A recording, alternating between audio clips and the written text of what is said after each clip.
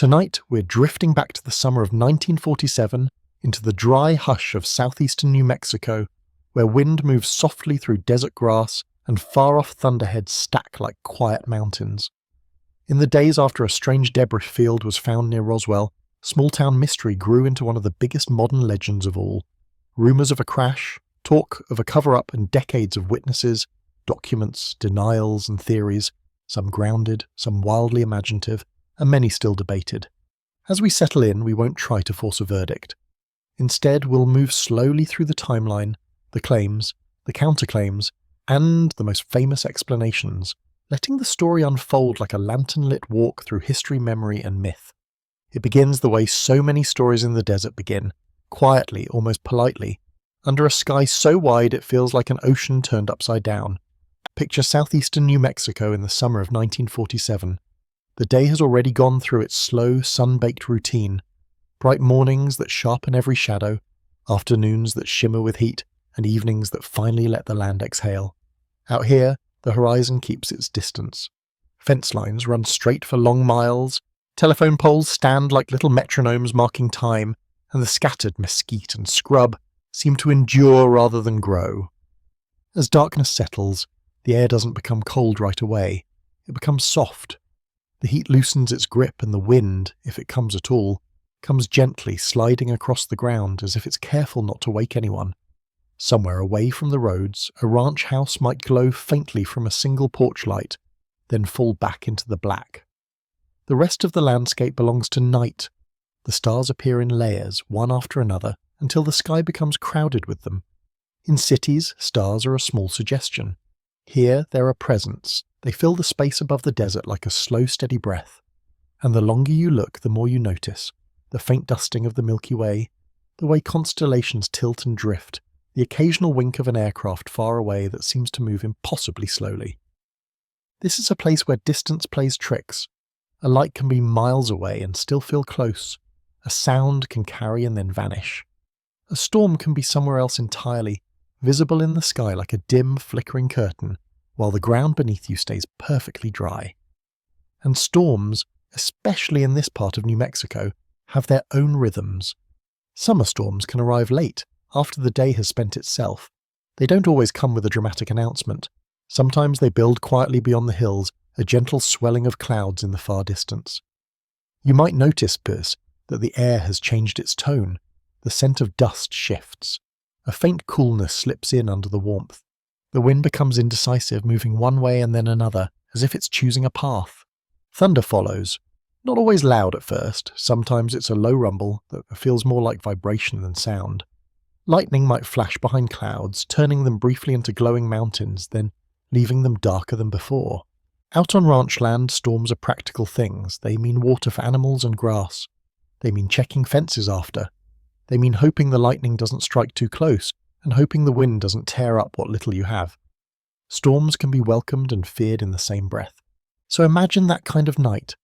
A late summer sky full of stars, the desert resting, and in the distance a storm moving through, maybe not directly overhead, but near enough to be felt. Lightning sketches pale lines in the clouds. Thunder rolls in long, sleepy waves. Somewhere out there, beyond the nearest paved roads, beyond the small towns with their quiet streets and closed storefronts, the land is open and mostly unobserved. A person can stand in the dark and feel like the only human being in the world. And yet, even then, the landscape is never truly empty. There are animals moving through the brush. There are insects rising and falling in the air. There are fences and gates and cattle trails and old wagon ruts. There are little signs of life that only become visible in daylight. If you let your mind drift, you can almost hear the sounds of that night. The distant chorus of insects, steady and soft. The occasional creak of wood as a fence post shifts. The low, indistinct murmur of far-off thunder. Maybe a dog barks once, then stops. Maybe a cow calls somewhere in the dark, sounding lonely and calm at the same time. Maybe there's the faint clink of a windmill chain, the slow work of water being lifted from deep underground. The air itself has a texture. It carries dust. It carries dryness. And when rain is near, when rain is truly near, it carries a different scent, a promise, a mineral sweetness that makes a person pause and breathe a little deeper, without even meaning to. In 1947, the modern world was already humming, but it didn't dominate the sky the way it would later. No satellites, no constant web of blinking lights, just planes, some familiar, some not, moving through a world that was changing quickly, with technology accelerating and secrecy tightening around certain things. The war had ended not long before. The Cold War was beginning to form its hard edges. Across the United States, and especially across the wide open spaces, there were experiments and tests and projects people didn't talk about openly. But on the ground, regular life was still regular life. People got up early, they watched the weather, they fixed what broke, they drove the same roads, they did the chores that needed doing, because if you didn't, the land would remind you. That's part of what makes the beginning of this story feel so strange, and so gentle, and so unsettling. It doesn't start with sirens. It doesn't start with crowds. It doesn't start with a dramatic speech. It starts with a landscape that has always been here. Sun and wind and storm, and a night that might have seemed ordinary. And that's the key thing to hold on to as you settle deeper into this story. Most mysteries don't arrive with a label. They arrive disguised as something small. They arrive as a detail that doesn't fit. A sound that's slightly wrong, a sight that makes you stop walking, a moment that tilts the world just a fraction and then stays with you. So imagine the storm moving, imagine the lightning, imagine the wide ranch land under that enormous sky. Somewhere perhaps, something happens, something that later becomes the subject of arguments, books, interviews, documentaries, jokes, and passionate beliefs. But in the moment itself, it isn't a legend. It's only an event, occurring in darkness, in weather, in distance. Maybe it's a flash that blends with other flashes. Maybe it's a sound that blends with thunder.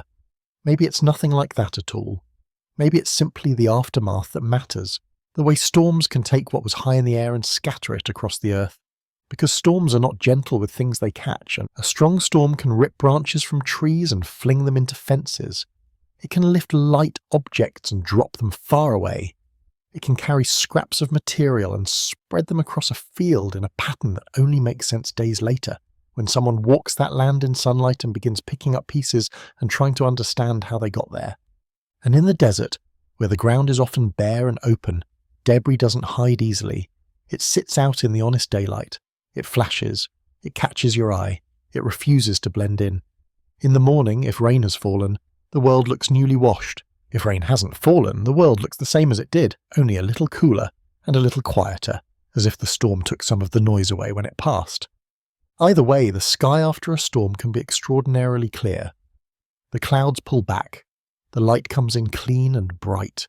The edges of everything look sharper than usual. And that is the kind of day when an ordinary walk across ranchland can become something else. The kind of day when you notice a shape that doesn't belong. The kind of day when you come across a scatter of unfamiliar fragments and feel for a moment the small alarm of curiosity. Not fear necessarily, not at first. Curiosity is gentle. It leans in. It asks questions in a quiet voice. It picks up a piece of something and turns it over in the fingers. It squints toward the sky as if the sky might answer back.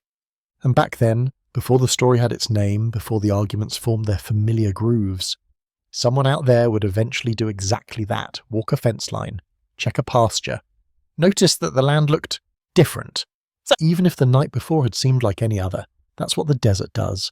It makes space for ordinary days, and it makes space for strange ones. It holds on to secrets without even trying.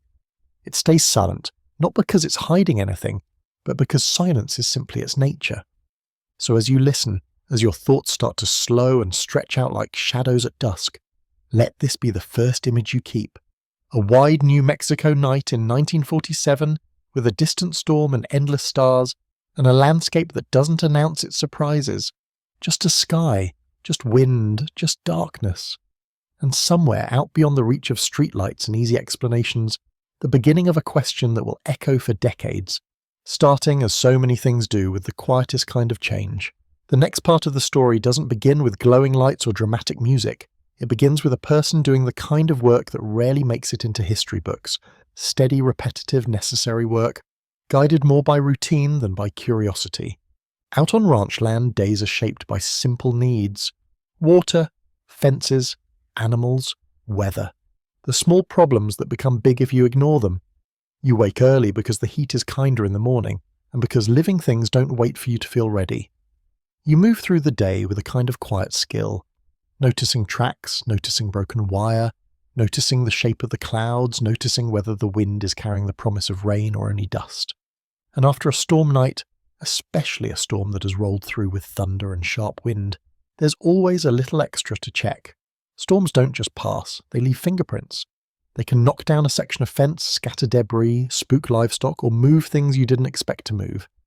So the next morning or the next day, you might head out with a practical purpose, not to chase mysteries, just to make sure that land is still behaving the way it's supposed to. In the Roswell story, the person most often placed at the beginning is a rancher or foreman, commonly named as W.W.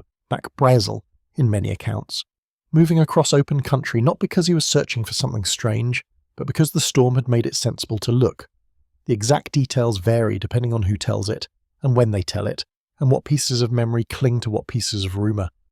But the shape of the moment stays surprisingly consistent. A man walking or riding out into the fields, scanning the ground the way ranchers do, and then slowing down because something catches his eye. At first, it might not have looked like much from a distance. The desert is full of scattered objects, bits of wood, fence staples, tumbleweed tangles, old tin, bones bleached clean. It's a landscape that doesn't hide the leftovers of human living. But this debris field, as it's usually described, didn't look like the normal sort of scattered junk. It was different. Not in a way that shouted, in a way that puzzled. Imagine coming over a small rise, or following a familiar path between thorny brush, and seeing thin, pale fragments flashing lightly in the sun. Not heavy objects, not something that landed with a crater.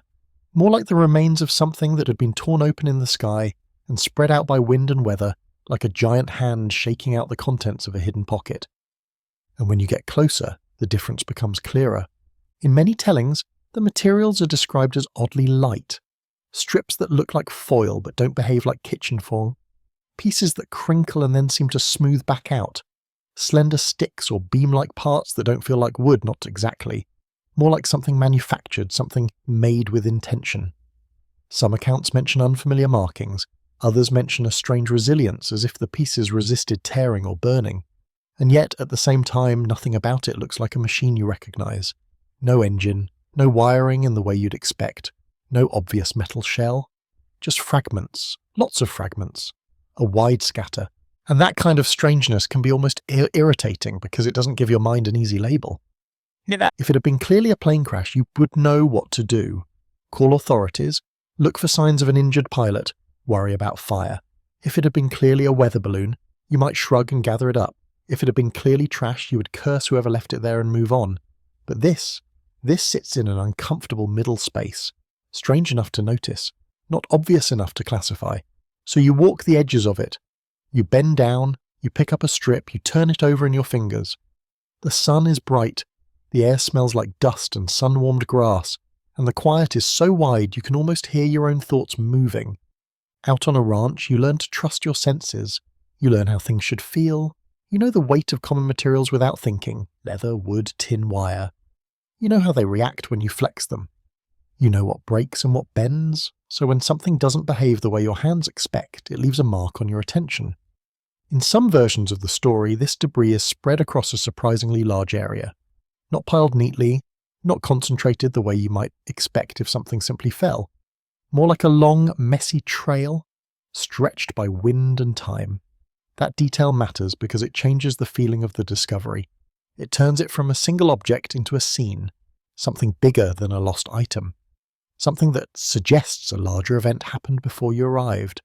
Still, in that moment, it's not a legend. It's not Roswell. It's not UFO conferences or documentaries or arguments.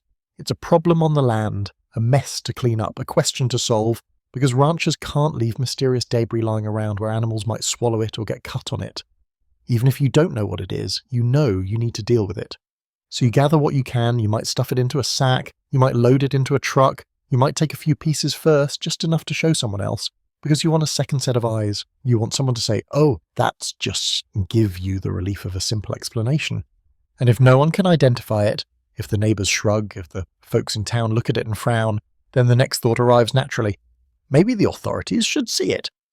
Not because you're imagining aliens, just because the air is a shared space. Things fall out of the sky for reasons.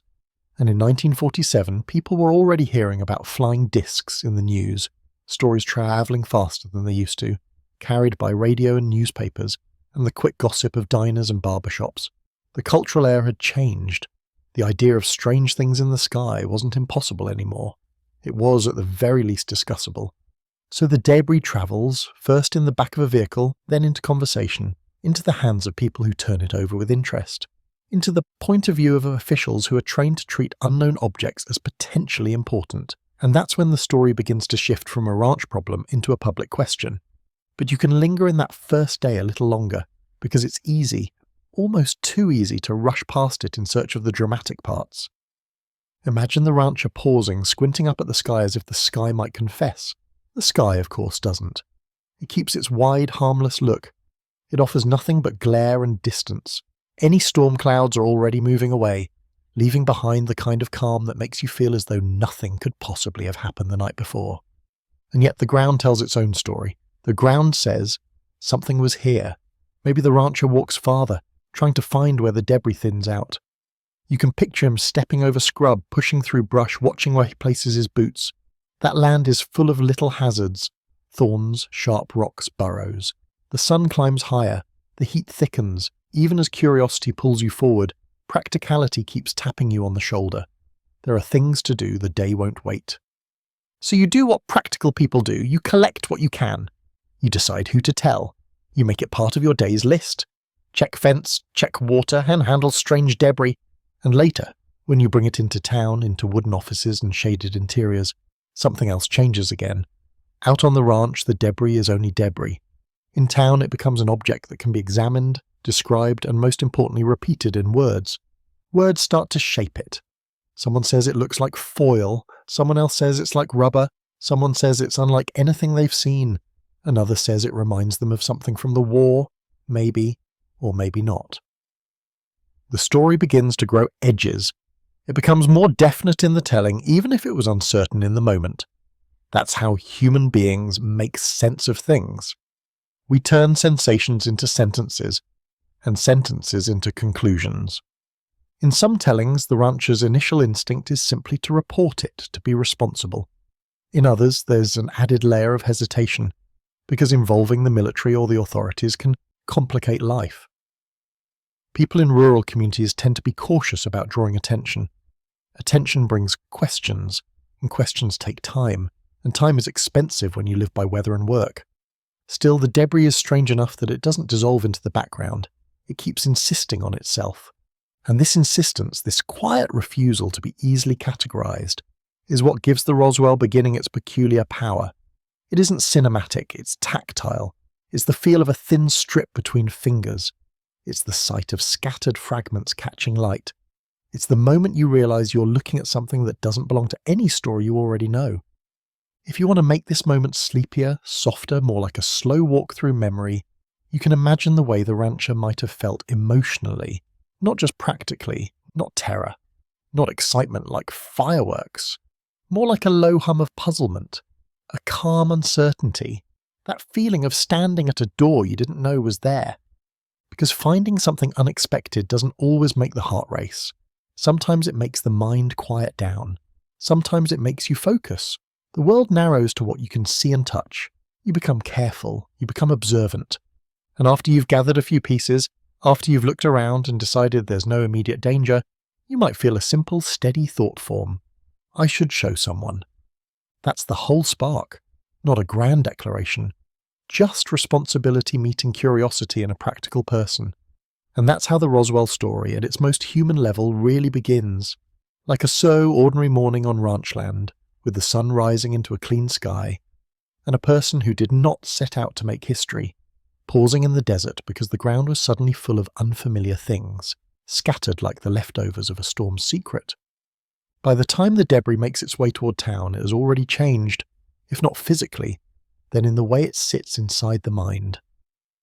Out on the ranch, it was mostly a practical problem, something scattered across the land, something that didn't belong, something that needed to be dealt with.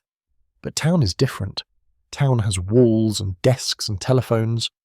Town has people whose job is to ask questions, and people whose job is to record answers, and people who know exactly who to call when something feels unusual. And in a small place, and even before anyone intends it, a story becomes a shared object. The first conversations are rarely dramatic, they're cautious and ordinary, the kind of talk that happens over counters and in doorways. A person might bring in a few pieces, just a handful, not the whole field's worth, because he wants the simplest thing in the world: recognition. He wants someone to look at the strips and say, "That's from a balloon," or "That's from a plane," or "We've seen that before." He wants the mystery to collapse into a label because labels make things manageable. Labels mean you can get back to work. So the first stop in many retellings is not a place of wonder. It's a place of order, an office, a local authority, someone who sits at a desk and knows the shape of the community's problems. It might begin with a knock, or with a hat tipping politely at the doorway. The air inside is cooler than outside, shaded by the building, and it smells faintly of paper and ink and old wood. There's a fan somewhere turning slowly, doing its best. A calendar on the wall, a list of numbers near the phone, the kind of small quiet signs that say, "This is where we bring things when we don't know what to do with them." And the conversation begins the way such conversations begin. "I found something." That sentence is small, but it creates a new space in the room. It makes the person behind the desk look up, shift posture, adjust attention, because "I found something" can mean a lot of things. It can mean lost property, it can mean a dead animal, it can mean a theft, it can mean something dangerous, it can mean something that will turn into paperwork. So the rancher lays the pieces down, or holds them out, or opens a sack, and suddenly the ordinary office is sharing its air with something that came from somewhere else, somewhere out in the open land, somewhere under the broad sky. The official, often described as a sheriff in Roswell narratives, leans in. He lifts a piece, careful but not theatrical. And there's a moment that isn't about belief and isn't about theory and isn't about aliens. It's just a moment of sensory evaluation. Weight, texture, flexibility. Even a person who has never worked a ranch knows material when it's familiar. Paper feels like paper. Rubber feels like rubber. Thin metal feels like thin metal. The body knows these things instantly without needing words. So when something doesn't land neatly in the mind's catalogue, the mind slows down. It takes a second look. The rancher explains where it was found, how spread out it was, how it didn't look like normal junk. The official listens, making a mental map. That area, that distance, that weather. There's a rhythm to this kind of listening, quiet, practical, slightly skeptical, but open enough to facts. And perhaps the official asked the most practical question of all. "Did you see anything else? A crater? Smoke? A body? A plane?" The rancher says no, or says not that he noticed, or says the storm had been there and gone, and by the time he found the debris, the only evidence was the debris itself. So now you have two people holding the same question, and that changes the feeling again. It becomes less like one man's odd morning and more like a community problem, something that might involve outside authorities. Because there's another presence in this story, always nearby, even if it isn't in the room: the military. In 1947, Roswell Army Airfield is not a distant idea. It's a real place with real people and real rules. It's a concentrated pocket of federal power and secrecy near a town that otherwise runs on familiar routines. Everyone knows it's there. Everyone knows it matters. Even if they don't know what happens behind its fences and gates, they understand the basic reality. If something falls out of the sky, the military might want to know. So at some point there's a decision. Not a dramatic decision, more like a switch being flipped. Someone says, "We should call them," or "They'll want to see this," or even, "It might be theirs." And because this is mid-century America, that phone call is a concrete ritual. The receiver lifted from a cradle, the quiet click of the line opening. The operator, if one is involved. A number dialed. The faint crackle of distance carried on wire. The official voice on one end, the official voice on the other. Names exchanged.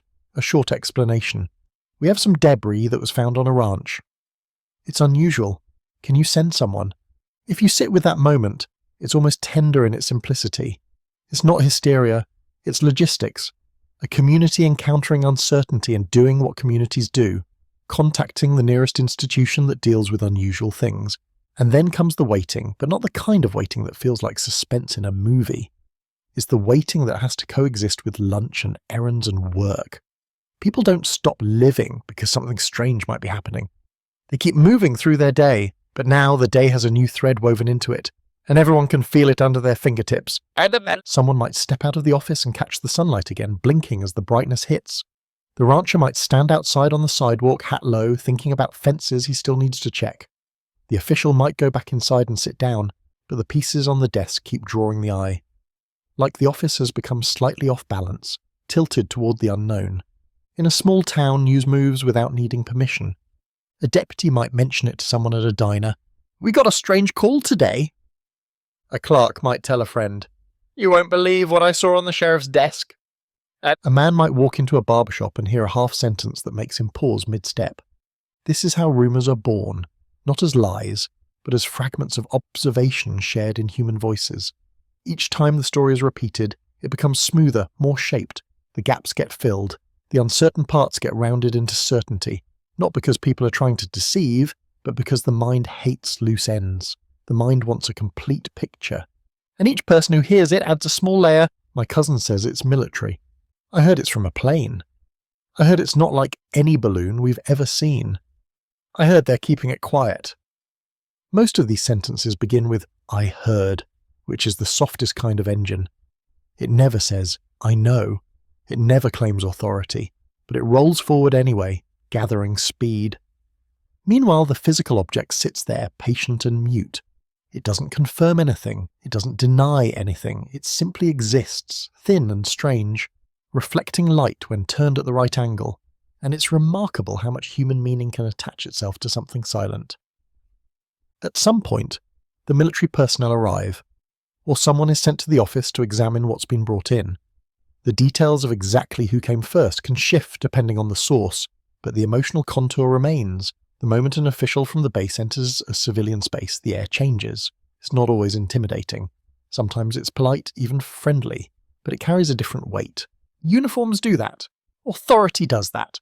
The suggestion of classification does that, even before anyone says the word. The military person, often described in accounts as an intelligence officer or someone responsible for security, looks at the debris with a trained attention. Not mystical, analytical.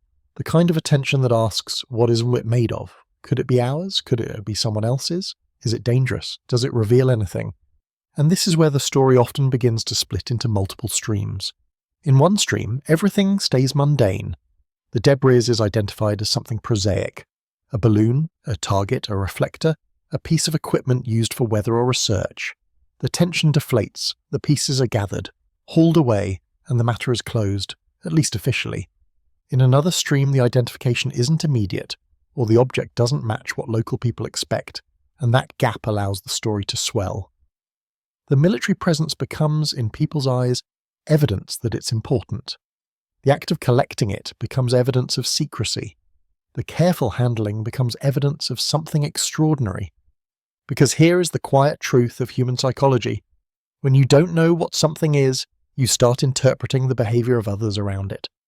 If the military is calm, you wonder why they're so calm. If they're serious, you wonder what they know. If they remove the debris quickly, you wonder what they want to hide. If they tell you it's nothing, you wonder why they needed to say so at all. And so the real fuel of the Roswell narrative begins to gather in the space between object and explanation. It's also in this stage, this early stage, that the story becomes social. Not just one person's encounter with strange material, but a shared experience of uncertainty. The town begins to participate in the question, even if only in whispers. A mechanic might see someone carry a box into a vehicle and say, "What's that?" A waitress might overhear two men talking and catch only the phrase, "Out by the wretch." A teenager might hear the word crash and let their imagination run ahead, because imagination is what young minds do when handed a mystery. And day after day, the story becomes something you can feel in the town's posture. People glancing at newspapers, people pausing a little longer when planes pass overhead, people looking at the sky not because they expect answers, but because the sky has been quietly implicated. If you want to keep it gentle, sleepy even, you can let the scene move in slow motion. Let the town feel warm and unhurried on the surface. Let the sun bake the roads. Let screen doors clap softly. Let radios murmur behind walls. Let people do their errands and sweep their porches and buy their groceries. And underneath that, let the new question sit like a pebble in a shoe. Not painful, just present. Impossible to ignore once you've noticed it. Because that's how the early Roswell story lives, at least in the most human retellings. Not as a sudden explosion of belief, but as a gradual accumulation of attention. A few people have seen the debris, a few people have handled it, a few people have made calls, a few people have noticed the military's interest. And now, the town is beginning to do what towns do, turn an event into a story. Not a finished story, not yet. At this point, it's still made of loose pieces, like the debris itself. It's scattered, it's incomplete, it's full of sharp edges and unanswered questions, but it's beginning to take shape. A shape formed not only by what was found, but by how it was discussed, by who saw it first, by who was told second, by what was said in the office, by what was overheard in a diner, by what was repeated on a porch at dusk, by the simple, irresistible human impulse to connect dots.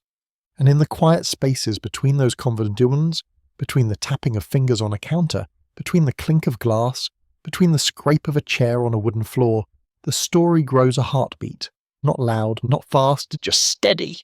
A small-town mystery warming itself into life. Once the military becomes part of the picture, the story takes on a different temperature. Not because anyone starts shouting aliens, but because the military is a kind of gravity. It pulls questions toward it. It turns ordinary confusion into something that feels suddenly official. Roswell Army Airfield wasn't an abstract idea in 1947. It wasn't some base somewhere. It was close enough to be felt in the town's daily life, like weather. People saw the personnel in uniform. People heard the aircraft. People knew, at least in broad strokes, that this was not a sleepy little outpost. It carried weight. And not just any weight. Roswell was associated with the 509th Bomb Group, the only unit at the time that had operational atomic weapons capability. Even if citizens didn't talk about that openly, or didn't know the details, they understood the implication. This base mattered, and because it mattered, it lived inside a world of secrecy and procedure. So when debris is mentioned, unfamiliar debris found out on ranch land, the involvement of the base doesn't feel like a sensational twist. It feels like the most practical next step. If something fell from the sky, it might belong to them. If it didn't belong to them, they would still want to know what it was. And if nobody could confidently say what it was, the safest thing, especially in a world tightening its belt around national security, would be to treat it as potentially important until proven otherwise. This is where the story in its earliest moments becomes less about what was found and more about what happens next, the choreography of an institution. Military procedure doesn't move like gossip, it moves like a checklist. A report comes in, someone takes down the location, someone notes who found it, someone asks the first set of standard questions. Is anyone hurt? Is there fire? Do we need medical support? Is it hazardous? Is it still falling? Can you secure the area? Who else has seen it? Even if the voice on the phone is calm, the system behind it is built to respond quickly, not dramatically, efficiently, and you can almost picture the moment the message is passed along inside the base. A phone rings in an office that smells faintly of paper, tobacco, metal, and warm electrical equipment. A man looks up from a desk. Someone says, "We've got a report from town." Debris found on a ranch. Unknown origin. The word unknown is the hinge. It could become weather balloon in 10 minutes, or it could become something that triggers a more careful response. Either way, the right person gets notified. In the Roswell narratives, people often describe an intelligence officer becoming involved early, someone whose job would include assessing unusual reports and deciding whether they mattered. And that makes sense in the logic of an airfield that handled sensitive operations. An intelligence officer wouldn't have to believe anything extraordinary. He would only have to act as if the unknown might be relevant. So someone is sent, and that someone is sent is important to the feel of this moment. The desert is big, and ranch land can be confusing to navigate, and the last thing the military wants is to arrive late to a scene that has already been trampled by curious visitors. So the response, in many accounts, is brisk. Go out there, see what it is, collect what needs collecting, and report back. Try to picture the ride out. A military vehicle leaving the base, tires humming onto board and then crunching on gravel. The heat rising in soft waves off the land. The sky almost too bright to stare at for long. The driver scanning for landmarks, a gate, a fence line, a windmill, a particular bend in the road. Either the rancher rides along or he gives directions as best as he can, because out here a few miles past can mean something very different than it means in a city. And as they drive, the mood is strangely ordinary. No sirens, no drama, just men on a task. Because it's worth remembering, to the military, the desert is a workspace. They train there, they test there, they fly over it. They use it because it is remote and forgiving, because it offers distance and privacy. So when something unusual is reported out there, it's not automatically supernatural in their minds. It's automatically operational. Something might have malfunctioned, something might have drifted off course, something might have been blown downrange by weather, and something might be foreign. All of those possibilities sit comfortably in the military imagination without any need for science fiction. When they arrive at the ranch land, the moment becomes physical again. The heat, the wind, the brightness, they step out and begin to look at what's there. And here, different accounts paint different pictures. Some suggest the debris field is unimpressive at first glance, just a scatter of light material. Others describe it as extensive, spread over a long distance. But whatever the size, the process is similar.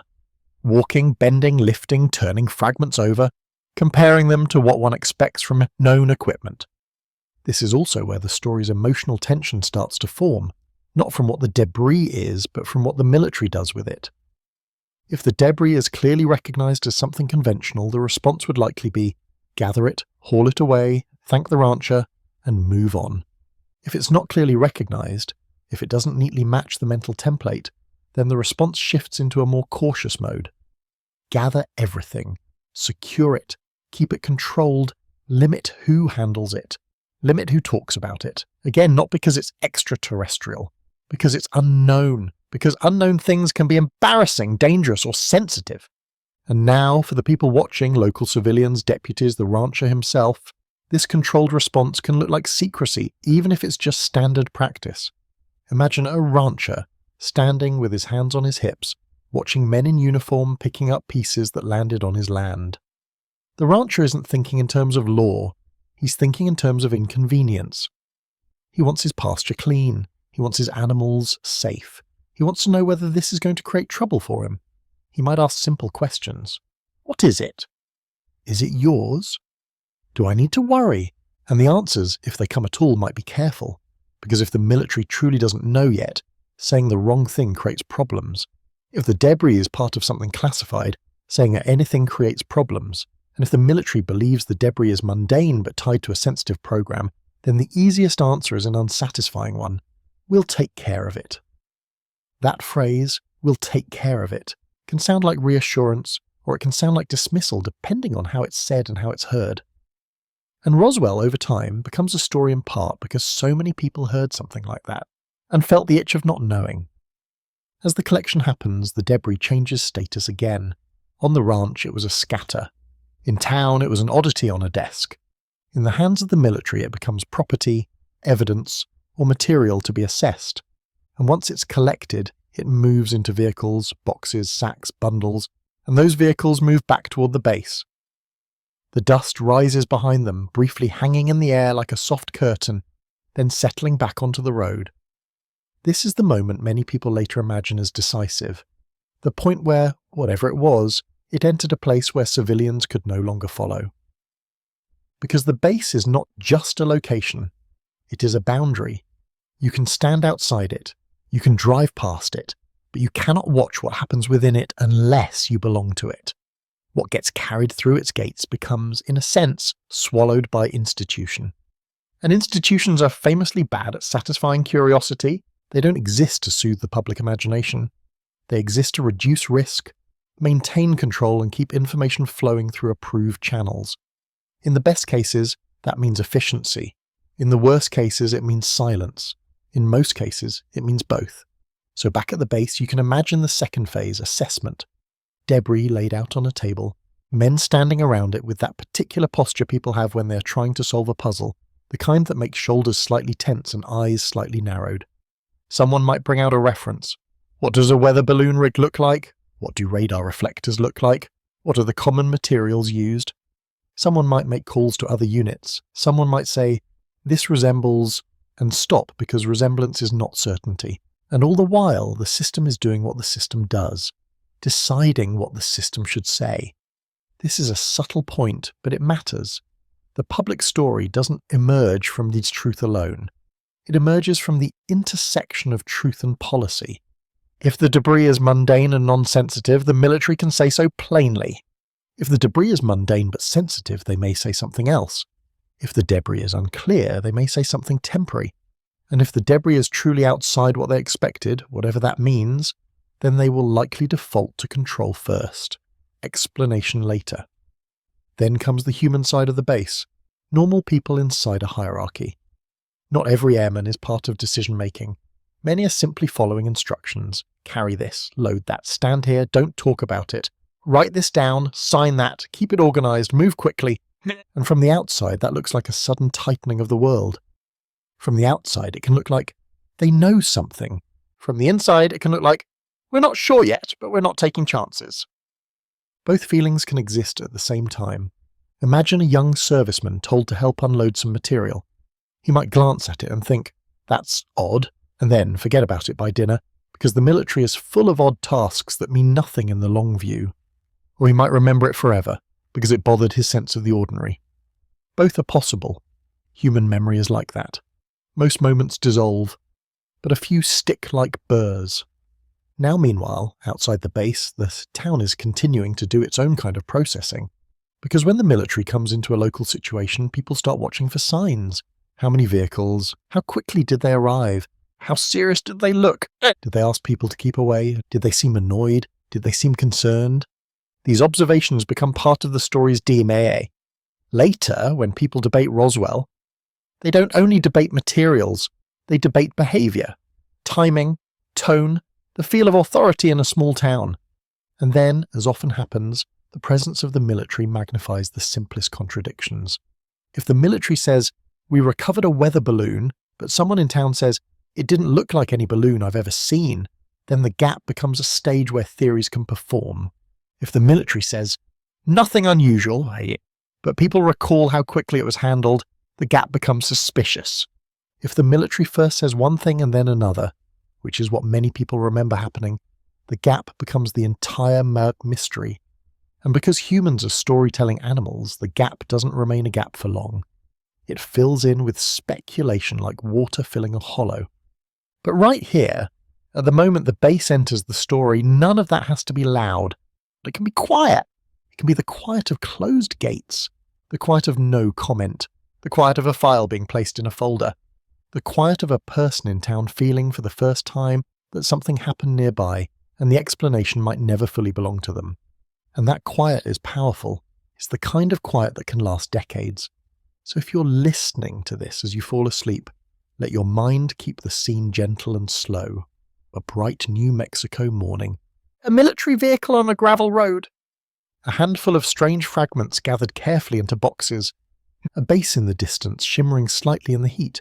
And the subtle, unmistakable shift from ranch land to institution, where questions don't vanish but they do become harder to reach.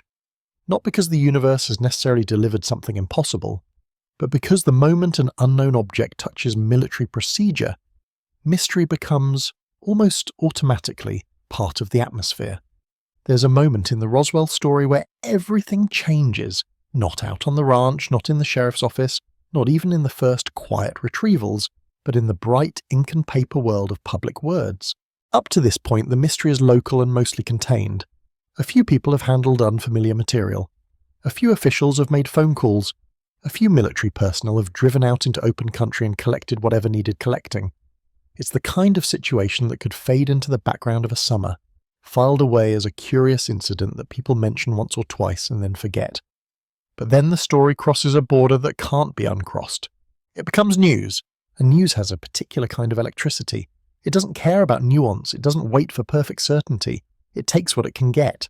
Names, quotes, phrases, summaries, and it sends them outward, faster than a small town can control, faster than any single institution can comfortably manage.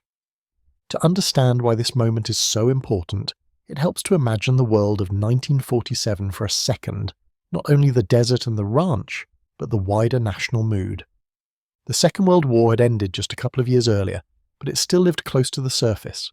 There was pride, there was exhaustion, there was a sense that technology had changed the world permanently. People had watched the impossible become normal. Radar, jets, rockets, secret projects, new weapons. The sky no longer belonged only to birds and weather. The sky belonged to human invention, and to human secrecy. And in the summer of 1947, something else was happening too. The public imagination had been primed. Just weeks earlier, headlines had carried stories of flying discs seen in the sky, an outbreak of reports that spread like sparks in dry grass. The phrase flying saucer had already entered the national conversation. People were looking up more often, leaning into the mystery with that mixture of skepticism and excitement that only a new cultural obsession can produce. So when information begins to leak out of Roswell, when a reporter hears that the military is involved with something unusual, there's already a frame waiting to catch it. The story doesn't have to invent a category. The category is waiting, freshly painted and ready for a new sign. Now picture how this likely looks on the ground. A small cluster of people in town all hearing the same whisper from different directions. Someone saw military vehicles. Someone heard the sheriff had called the base. Someone mentioned strange debris. Someone used the words disc and crash in the same sentence, maybe carefully, maybe casually, maybe with a shrug. In a small town, reporters don't need a formal press briefing to notice that something is circulating. They have ears, they have relationships, they know who to call. And if there's even the hint that a major military installation has recovered something unusual, that's a story that can outgrow the town in a single morning. So the questions begin. A phone rings at an office. A reporter asks for confirmation. Another reporter calls the base. Someone wants a quote. Someone wants a statement. And now the military faces a problem that institutions always face. The problem of what to say when people are asking.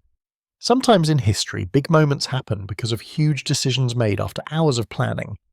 And sometimes they happen because a few people in the flow of a chaotic day decide to say something that seems reasonable in the moment. Something that might even be technically true from their vantage point, without realizing how it will echo. This is how the headline moment is often described. A press release, a public statement that suggests the base has recovered a flying disc, or something close enough to that phrasing that the world hears it exactly that way. Even if the intention is cautious, even if the meaning is uncertain, even if the person who wrote the words is simply passing on what they've been told with the vocabulary available at the time, because vocabulary matters.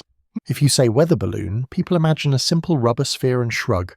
If you say aircraft, people imagine metal and engines. But if you say flying disc, the words themselves tilt the room. They open a door in the mind, and behind that door is every hope, every fear, every wild guess a listener has ever entertained about what might be out there in the sky. So the story goes public. The wires carry it. Newspapers print it. Radios mention it. Suddenly, Roswell is not just a town in New Mexico. Roswell is a word. And once a word has been born into national attention, it develops a life that no one person can manage. It becomes a shared object, handled by thousands of minds at once, each adding a fingerprint. You can imagine a newspaper office in 1947, the clack of typewriters, the smell of ink, the humming urgency of deadlines. Papers need headlines. Headlines need punch.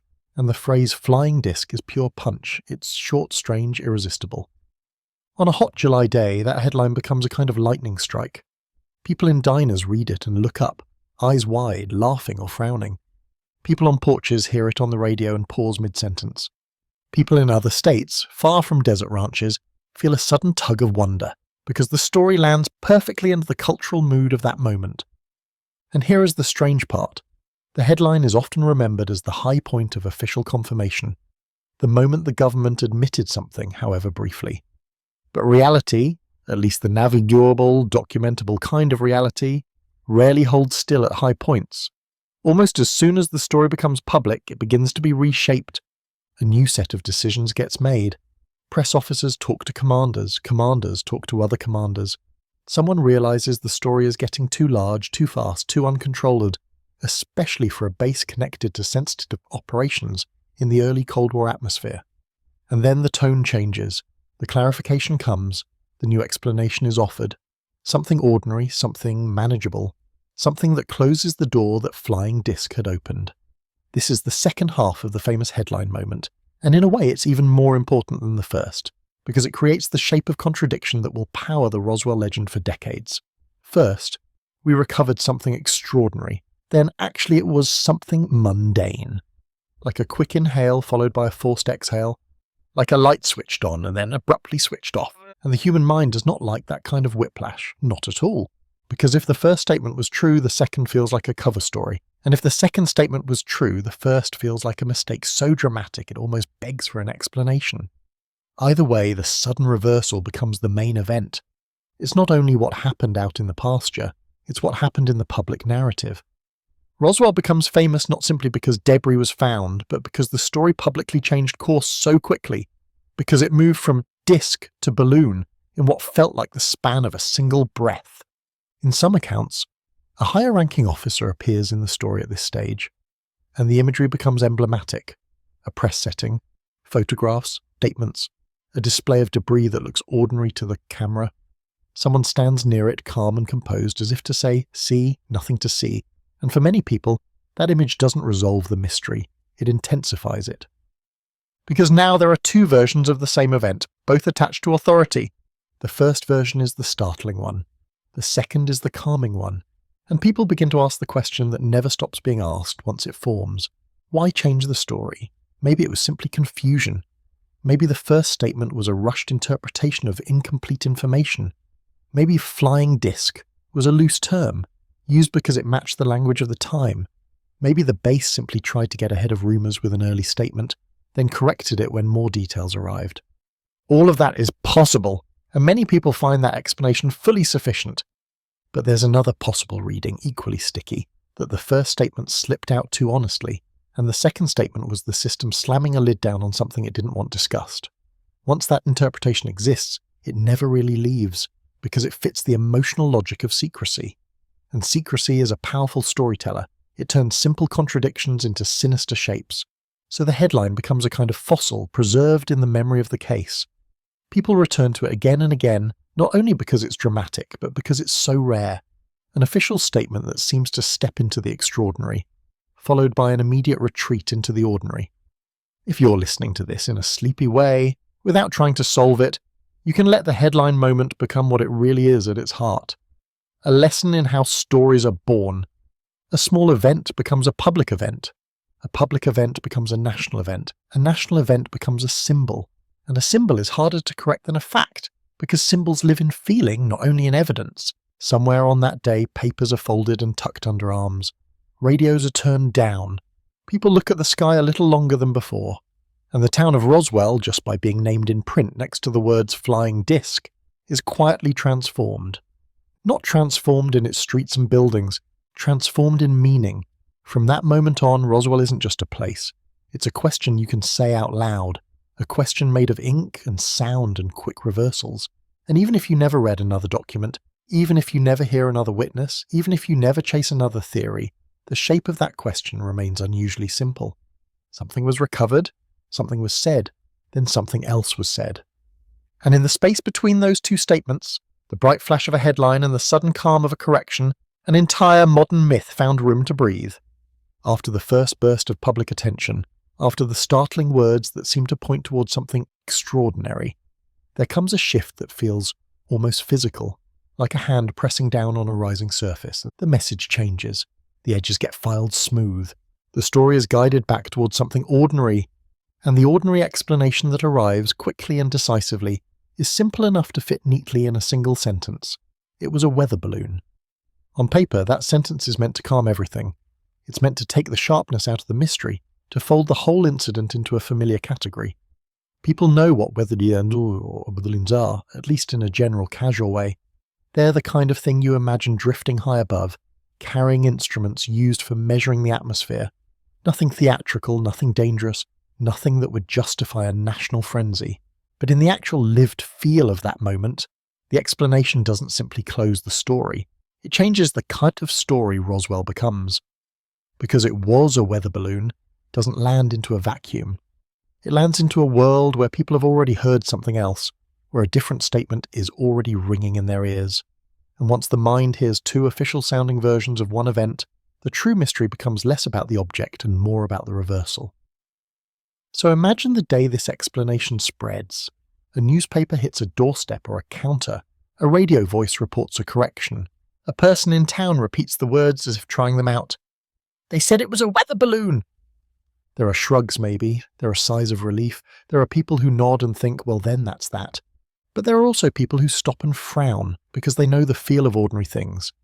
and some of them, at least in later accounts, remember the debris as something that didn't behave like the weather balloon materials they were familiar with. And that's the first quiet crack where the legend begins to harden. Not because weather balloons are impossible, because weather balloons are possible enough to create tension when someone feels deep in their hands and eyes and memory that the pieces didn't match. To understand why the balloon explanation is both plausible and controversial, it helps to slow down and look at what a weather balloon can mean in practice. Most people picture a single round balloon, rubber or latex, filled with gas, carrying a small instrument package called a radiosonde. Up it goes, rising higher and higher until it expands and eventually bursts, and the instruments drift back down by parachute. That's real, and it's common, and it's exactly the kind of thing that could fall out of the sky and scatter across remote land. But sometimes a balloon launch is more than just a balloon and a little box. Sometimes it includes a target or a reflector, lightweight structures designed to be tracked by radar, often made with sticks and foil-like material. Sometimes it includes tapes, cords, and scraps that look like nothing important until you know what you're looking at. And in the late 1940s, the world of atmospheric research, radar, and classified experimentation was lively, fast-moving, and not always neatly separated in the public mind. So when officials say weather balloon, it can be both literal and slightly shorthand, the way institutions sometimes speak in broad categories instead of precise technical detail. It can mean not a spaceship, not an enemy aircraft, not the threat, just equipment. A way of saying relax. And yet, because Roswell is Roswell, the moment doesn't relax. Not fully. Because people aren't only reacting to the label, they're reacting to the speed of the labeling. Think about how quickly the narrative snaps into place. One day, the story feels strange and open-ended. The next, it's closed and explained. That speed can signal competence, an efficient system identifying a mundane object. Or it can signal something else, the system choosing the fastest available story that will stop questions from multiplying. And the truth is, both interpretations can coexist inside the same set of events, depending on the angle you stand at. From the base's point of view, the balloon explanation makes straightforward sense. If the debris was from a balloon, especially something tied to sensitive work, then they would want it recovered quickly, and they would want a public explanation that didn't invite attention toward the specifics. A plain weather balloon is tidy. It doesn't require a long conversation about equipment, methods, tracking, or purpose. It sends everyone back to their normal day. From the town's point of view, the balloon explanation might also make sense, but with an aftertaste. Because people in rural areas, especially people who live under big open skies, tend to be more familiar with what the sky drops than we sometimes assume. They see odd things, they find things. They've handled tarps, tin, wire, rubber, canvas, scrap metal. Their lives are full of materials. And if the debris seemed particularly weird to them, if it felt unusually strong, unusually light, unusually not like that, then weather balloon can feel like a word someone uses to end a conversation rather than answer a question. That's the emotional heart of it. Not aliens versus balloons, but satisfaction versus dismissal. A mystery can survive a mundane explanation if the explanation feels complete. But if it feels like a lid slapped on too quickly, the mystery continues living underneath, pressing upward. And then there's another subtle ingredient: embarrassment. Institutions don't like to look confused, and they don't like to look contradictory. If the early language was sloppy, if flying disc was used casually, or mistakenly, or as a rough translation of unidentified object, then the correction to weather balloon could simply be an attempt to restore order and credibility. But to the public, the correction can look like a retreat, and retreats create suspicion. So the balloon explanation becomes, in Roswell's strange alchemy, both a solution and a kind of accelerant. For the people who accept it, the story ends neatly. Unknown debris identified, public confusion corrected, case closed. For the people who don't accept it, the balloon explanation becomes the first cover story. Not because they've proven anything else, but because the correction feels too sharp, too convenient, too quick. And if you're trying to drift off to sleep, you don't have to pick a side at all. You can simply watch the human drama of it like you'd watch a slow-moving cloud. People want the world to make sense. They want one clean explanation, one solid label, one clear conclusion. But sometimes the world offers a handful of fragments, a rushed headline, a quick correction, and a silence that follows. And that silence is where the imagination moves in. quietly, patiently, like an animal stepping into a space once humans stop watching. There's also a practical reason the balloon explanation can feel unsatisfying, even to someone who might otherwise accept it. Balloons don't carry the same emotional weight as the military's swift involvement. If it were only a balloon, people ask, why the urgency of urgency? Why the attention? Why the strong attempt to steer the story? But again, the answer can be mundane too, because the base might care about anything dropped near it, anything that could reveal methods or technology, anything that could cause confusion, anything that could become a safety issue, anything that could attract the wrong kind of attention. In the early Cold War mood, even mundane things could be treated with unusual seriousness, especially if they were linked directly or indirectly to sensitive work. So the balloon explanation can be both true and strategic. It can be accurate in substance and economical in speech. And that becomes another important part of the Roswell atmosphere. The idea that official statements can be designed for impact rather than completeness. Not necessarily because of a grand conspiracy, sometimes simply because institutions prioritize control and simplicity, especially when the public is hungry for something dramatic. Now, imagine how this explanation plays out for the rancher who found the debris. He's out there on that land, living inside the practical world of fences and cattle. And suddenly his pasture has become part of a national story. He didn't ask for that. He might not want it. He might feel irritated or unsettled or both. And then, just as suddenly, the story is pulled back down to earth with one phrase, weather balloon. Maybe he feels relief. Maybe he feels like the authorities are telling him what they want him to hear. Maybe he doesn't care, as long as the debris is gone and his life stops being interrupted by questions. Different humans respond differently. Roswell is partly famous because so many human reactions have been layered over the same core event, until the event becomes a kind of mirror. And for the people in town who watched the whole thing unfold, who saw military vehicles, who heard strange words, who watched the story snap into a new shape, this is the moment when trust becomes part of the equation. Because trust doesn't depend only on what is said, it depends on how it's said, and when the official tone shifts quickly, when certainty appears suddenly where uncertainty had been, people begin to notice the shape of the messaging itself.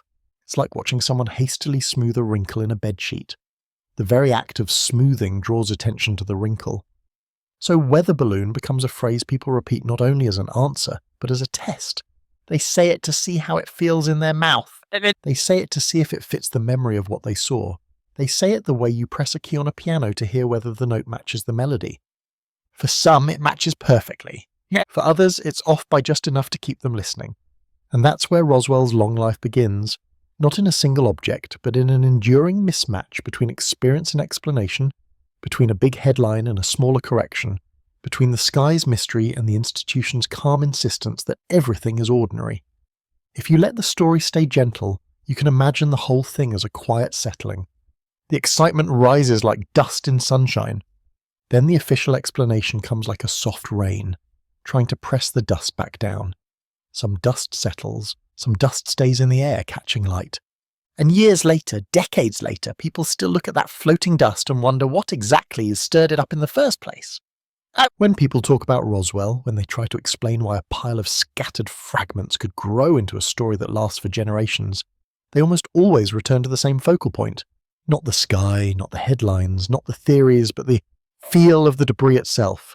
Because whatever else happened, the beginning is tactile. It's not an idea at first. It's an object in the hand, a thing you can lift, bend, scratch with a thumbnail, hold up to the sun, and stare at until your eyes narrow. And what's so interesting, so quietly hypnotic about the Roswell debris is that it's described in two ways that don't easily sit together. On one side, many descriptions sound almost ordinary. Thin pieces, light pieces, scattered pieces, the kind of remnants you might expect from something blown apart and dropped from high altitude. Nothing like a heavy wreck, nothing like a burning crash site. More like a messy trail of lightweight material, as if the sky had torn something open and the wind had done the rest. On the other side, there are descriptions that feel just a notch stranger than ordinary. Not magical exactly, more like stubborn. Material that didn't behave the way people expected it to behave. And in that little notch, between ordinary stuff and oddly stubborn stuff, the long debate lives. So let's slow down and stay with the fragments, the way people have remembered them. The textures, the weights, the little details that seem small until you hold them in your imagination. A lot of accounts mention something foil-like. Not metal foil in the kitchen sense, soft, crinkly, easily torn, but something that looked similar at first glance. Silvery, reflective, thin enough to flutter in air, catching sunlight in quick flashes. People describe it as bright against the muted desert colours, like fish scales on sand. They talk about picking up sheets that felt too light for their size, like the material wanted to lift away. Sometimes these sheets are described as having a curious resilience, bent or crumpled, but then smoothing out again, or at least refusing to hold the sharp creases you'd expect. In its most dramatic form, people later called this memory metal, a phrase that carries a lot of emotional weight.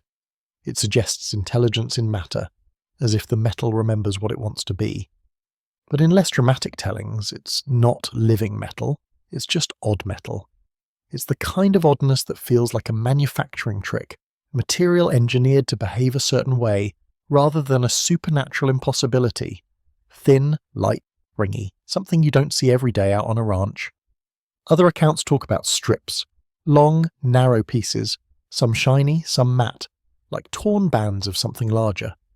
Strips can imply a particular kind of object, a skin, a panel, a wrapping, something meant to cover or connect. You can imagine a person lifting a strip and watching it twist in the breeze, trying to decide whether it's plastic, rubber, or some treated fabric. Then there are the stick-like parts which show up again and again. People describe little beams or rods.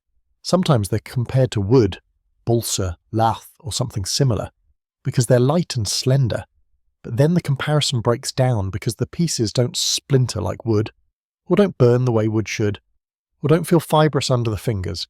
This is where you start to see how human beings reach for metaphors. When you don't know a thing, you describe it as the nearest thing you do know. So someone says like balsa, not to claim it was balsa, but to communicate lightness. Someone says like foil, not to claim it was kitchen foil, but to communicate shimmer and thinness. Someone says like tape, not to claim it was ordinary tape, but to communicate that it came in strips, that it stuck to things, that it bound pieces together. And tape is another recurring detail, sometimes described as tough or unusual, sometimes as having markings. This is one of those elements that sits right on the edge between intriguing and contested. Some people have recalled symbol-like patterns, little shapes, lines, or writing on material that looked like tape or trim. Others have not. Some insist the markings were unforgettable. Others insist they never existed and were added later by storytelling, memory drift, or misunderstanding. If you step back, the mere existence of markings isn't inherently alien. Our own manufactured materials are full of markings, logos, serial codes, grid patterns, decorative prints, colour bands, even measurement guides. But in the Roswell story, markings become emotionally charged because they suggest intention and origin. If the symbols were real, what system produced them? If they weren't real, why do so many people remember them? And this is where the human mind becomes part of the debris field. Because the Roswell materials are not only physical materials, they're also remembered materials. And memories, especially decades-old memories, behave a little like foil in the wind. They catch light in bright flashes, then twist, then turn their dull side toward you. Some witnesses speak confidently, others speak carefully. Some describe only the simplest features, light, thin, scattered, metallic-looking, with bits of rubber or fabric. Others describe something more resistant, pieces that couldn't be cut easily, couldn't be dented normally, couldn't be burned in the way they expected. And when people hear these claims, they often imagine dramatic testing, blowtorches, hammers, knives. In reality, the tests described in many retellings are humble, bending something in your hands, trying to nick it with a pocket knife, holding it up to flame, attempting to tear it, pressing it, stepping on it. The kind of casual experimentation people do when they want to understand without overthinking. It's worth lingering on how different the same object can feel in different hands. To a rancher, a strange material is evaluated like a potential hazard. Could it cut livestock? Could it tangle? Could it contaminate? The concern is physical and immediate. To a deputy, it's evaluated like something that might need to be reported. Is it evidence? Is it dangerous? Does it suggest a larger incident? To a military officer, the evaluation shifts into another mode. Is it ours? Is it foreign? Is it part of a program? Does it reveal anything sensitive? And to a journalist, the material becomes story-shaped. What's the most striking description? What words will help readers picture it? What analogy will make it vivid? Each of these viewpoints can sculpt the same scraps into slightly different objects, and then time sculpts them further. As years pass, thin, shiny material can become foil that wouldn't crease. A strong strip can become unbreakable. A pattern can become symbols. A confusing mixture of parts can become technology beyond us. That doesn't mean anyone is lying. It means memory is not a filing cabinet. It's a living thing. It reorganizes. It connects dots. It absorbs later information and sometimes can't remember where the original sensation ended and the later story began. Even the phrase debris field is telling.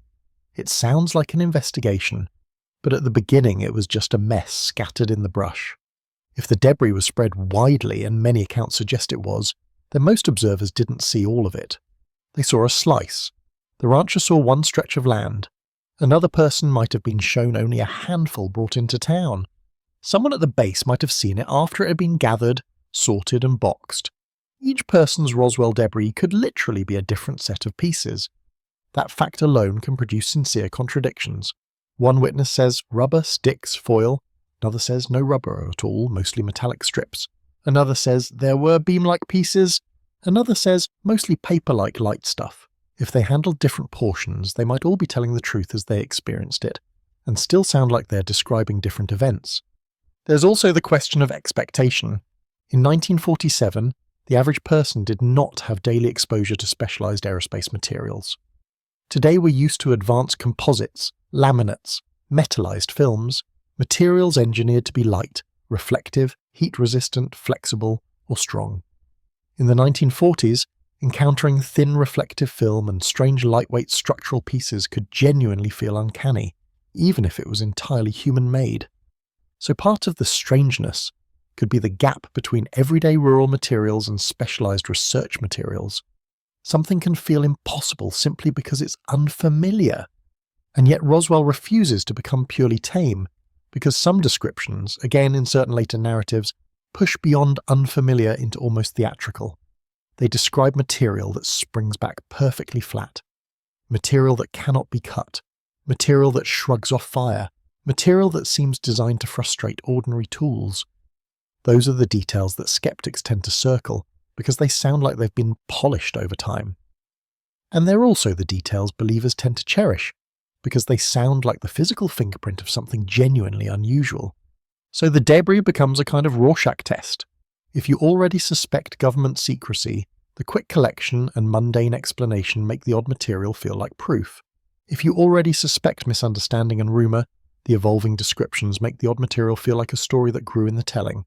And if you're simply listening, simply letting the mystery be soft and open, then the debris remains what it always was at the beginning, fragments on sunlit ground that didn't fit neatly into anyone's first guess. Yet, what I find most quietly compelling about this part of the story isn't the strongest claim or the most dramatic detail. It's the humble persistence of sensory language. People don't remember the debris like they remember a paragraph in a book. They remember it like they remember a strange taste, or an unfamiliar smell, or a sound they can't place. They remember it in fragments. Bright, light, sharp, smooth, stiff, springy. They remember the way it looked when the sun hit it, the way it moved in the wind, the way it felt between finger and thumb. And that kind of memory, whether perfectly accurate or not, has an intimate quality. It feels personal, it feels lived. So when the story expands beyond New Mexico, beyond 1947, beyond headlines and corrections, this is the little anchor people return to. They don't say, I read a theory, they say, I held it. And that's why the Roswell debris remains the case's most enduring character.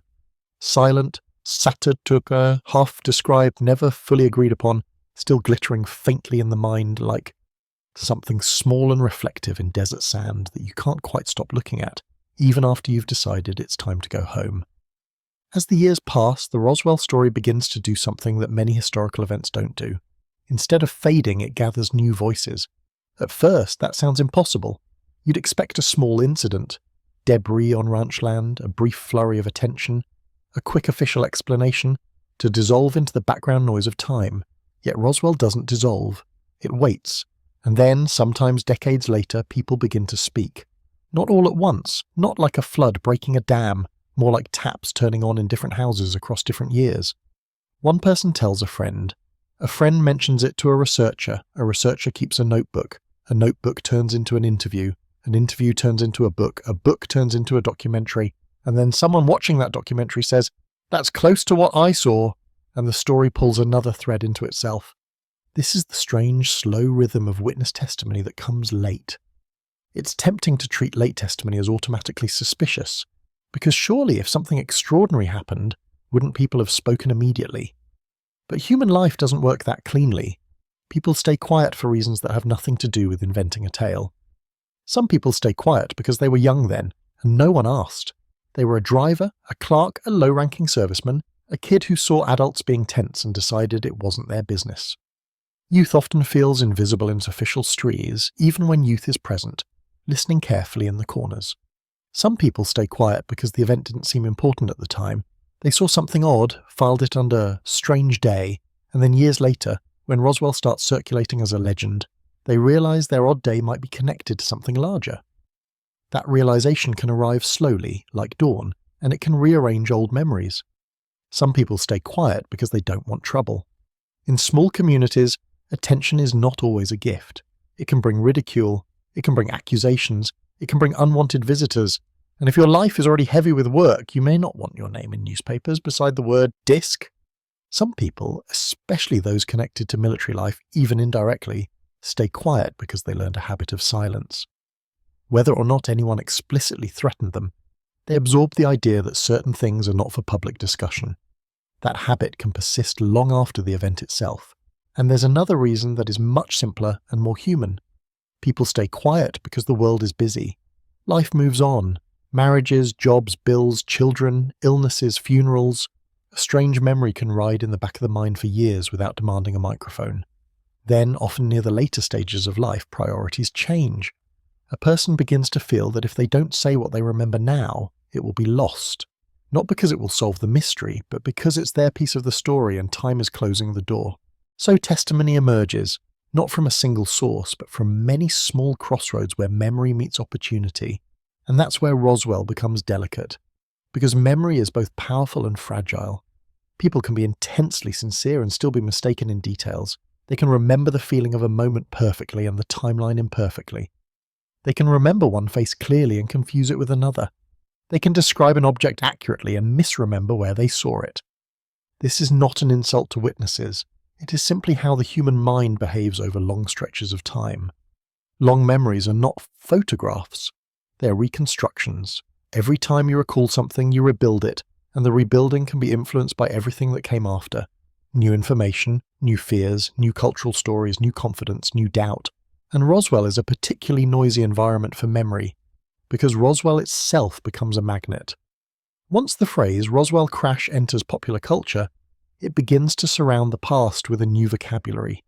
People don't just remember what they saw, they remember what they think it might have been, what they heard it was, what others claimed, what films suggested, what books insisted.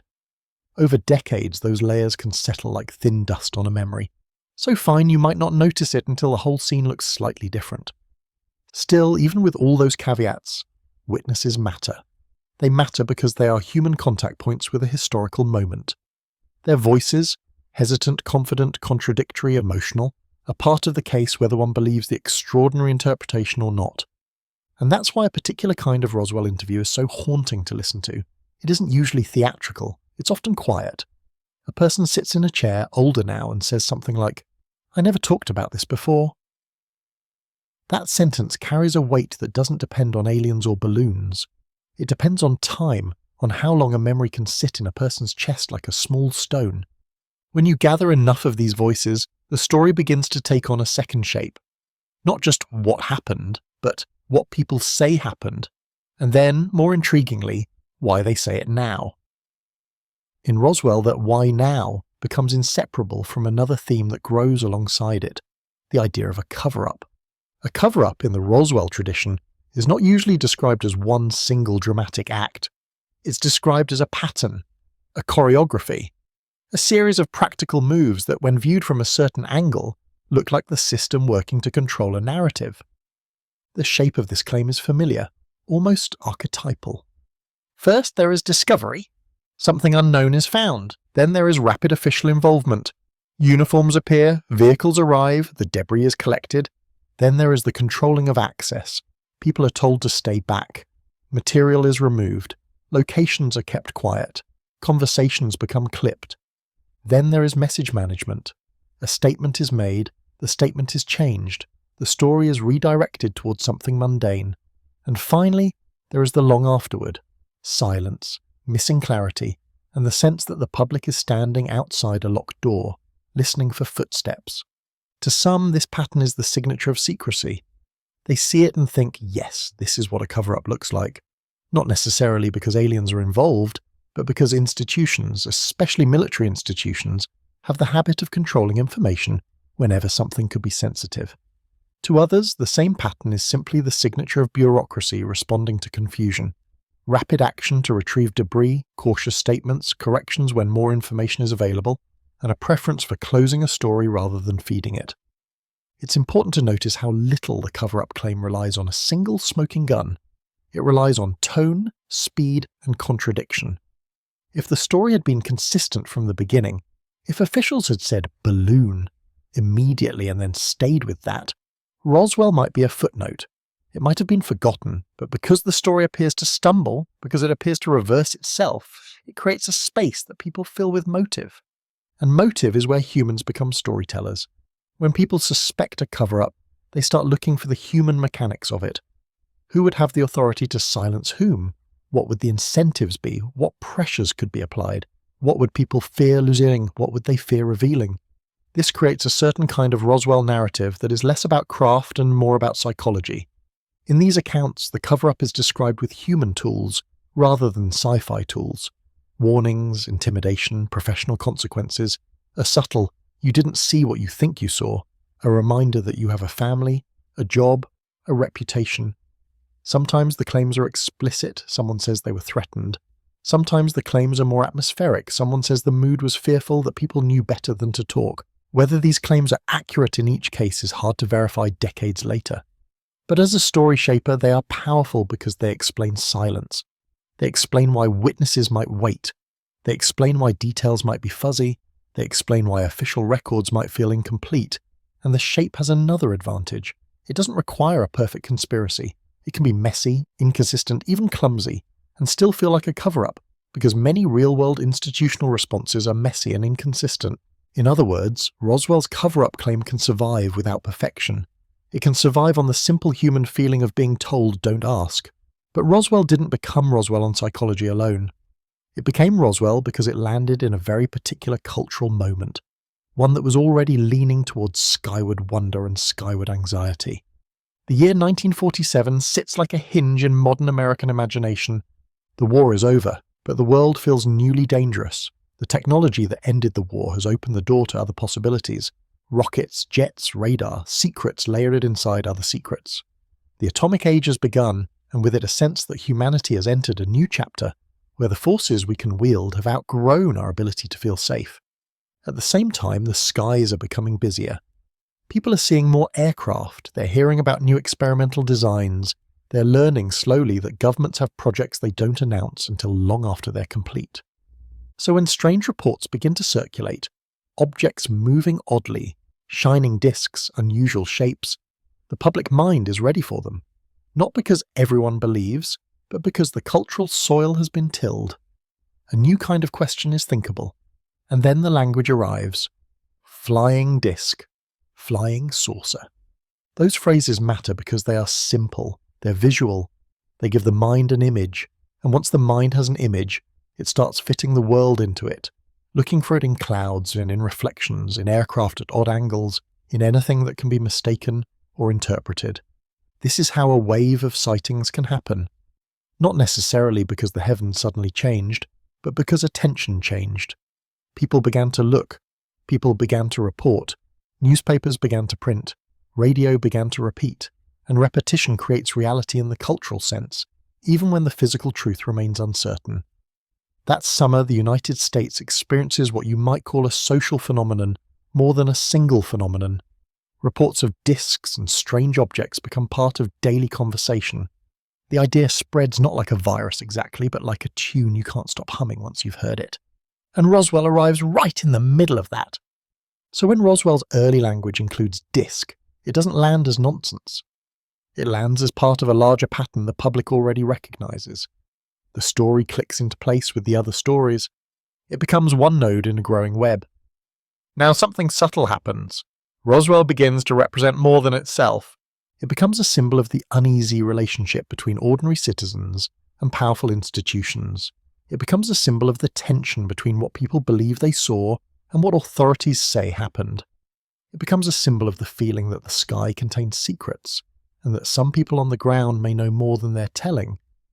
And once Roswell becomes a symbol, it becomes hard to kill with facts alone. Because symbols don't live only in evidence. They live in mood. They live in distrust and hope, in fascination and fear. They live in the longing for a universe that is bigger than our daily routines, and in the suspicion that the people with decision-making power don't always share the full story. That's why Roswell grows over time instead of shrinking. It doesn't just remain an incident. It becomes a container that people pour meanings into. For believers, it can be the first undeniable crack in the wall of official denial. For skeptics, it can be a case study in how myths are made from confusion, secrecy, and cultural hunger. For everyone else, the quiet majority who simply find it compelling, it can be a bedtime story for the modern age. A tale with desert night, unusual debris, sudden headlines, and the lingering feeling that something important happened just out of sight. And when witnesses speak years later, they speak into that already formed container. Their voices don't land in neutral space. They land into an atmosphere charged by decades of retellings. Sometimes their memories fit neatly, sometimes they clash, sometimes they reinforce the mythology, sometimes they complicate it. But either way, each new voice keeps the story alive, because Roswell isn't only about what fell from the sky, it's about what rose afterward, slowly, stubbornly inside the human imagination, a modern folklore built from fragments, from contradictions, from silence, from late-night conversations, from old people finally deciding to talk, and from a year, 1947, when America learned to look at the sky not just with wonder, but with a new kind of question that never quite goes away. To understand why Roswell became such a stubborn mystery, you have to step out of the pasture and the newspaper office for a moment and stand inside the wider atmosphere of the late 1940s, an atmosphere made of fear, invention, and a brand new relationship with secrecy. In 1947, the war was over, but it wasn't gone. It lived on in habits, in infrastructure, and in the way governments had learned to operate. During World War II, entire cities of people had worked on projects that were invisible to the public. Huge budgets moved quietly. Decisions were made behind closed doors. New technologies were built under layers of classification. And the public, after learning about things like the Manhattan Project only after it mattered, had absorbed a new lesson. The government can keep enormous secrets successfully, even in a democracy. So there's an emotional baseline to this time period that's easy to forget from a modern distance. It's not just post-war, it's post-revelation. The world had discovered that the true frontier wasn't only geography anymore, it was information. Then the Cold War begins to take shape, and it does so the way weather does, gradually at first, then with a sudden drop in temperature. In early Cold War thinking, what mattered wasn't only what you had, it was what the other side might have. It was what they might be developing. It was what they might learn about you. The sky, once romantic, becomes strategic. High altitudes become a new kind of border. Radar becomes a new sense organ. Intelligence becomes as valuable as industry. And in that world, secrecy isn't always about hiding something alien or shocking. Sometimes it's about hiding something mundane that reveals something important. A device might be ordinary in itself, but connected to a program you don't want discussed. A method might be simple but crucial. A location might be sensitive. A routine might be classified. You don't have to be hiding a miracle to behave like you're hiding a miracle. You only have to be hiding a vulnerability. So when people ask, why would they be so secretive if it was just balloon debris? The Cold War answers softly, because just is not how institutions think when the stakes are informational. This is one of the reasons Roswell remains so slippery. The public wants a clean emotional story.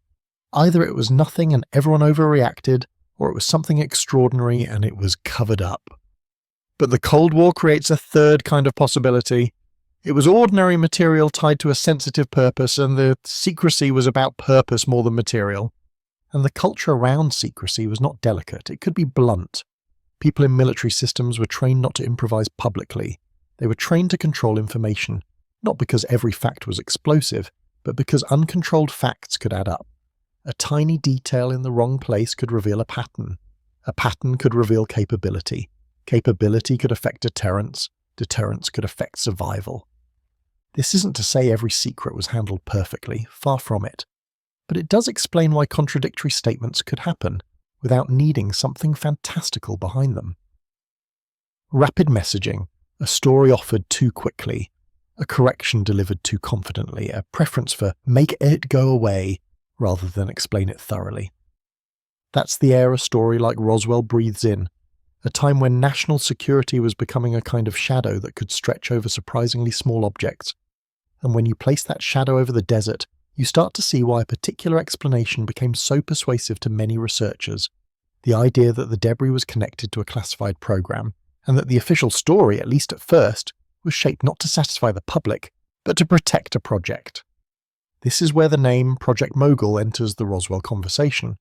Project Mogul, in the simplest sense, is often described as a top-secret effort that used high-altitude balloons and specialized equipment to help detect distant sound waves, particularly the acoustic signatures associated with nuclear tests. Again, notice the logic. Not aliens, not spaceships listening, monitoring, ears in the sky. In that world, balloons stop being mere weather toys. They become part of an intelligence system.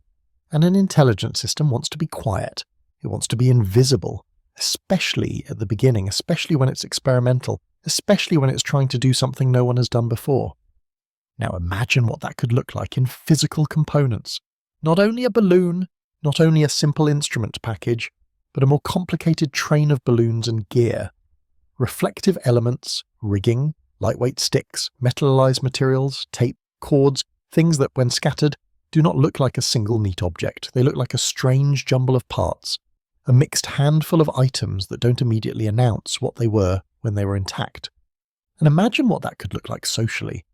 A rancher finds debris and brings it to town. Local officials see it and don't recognize it.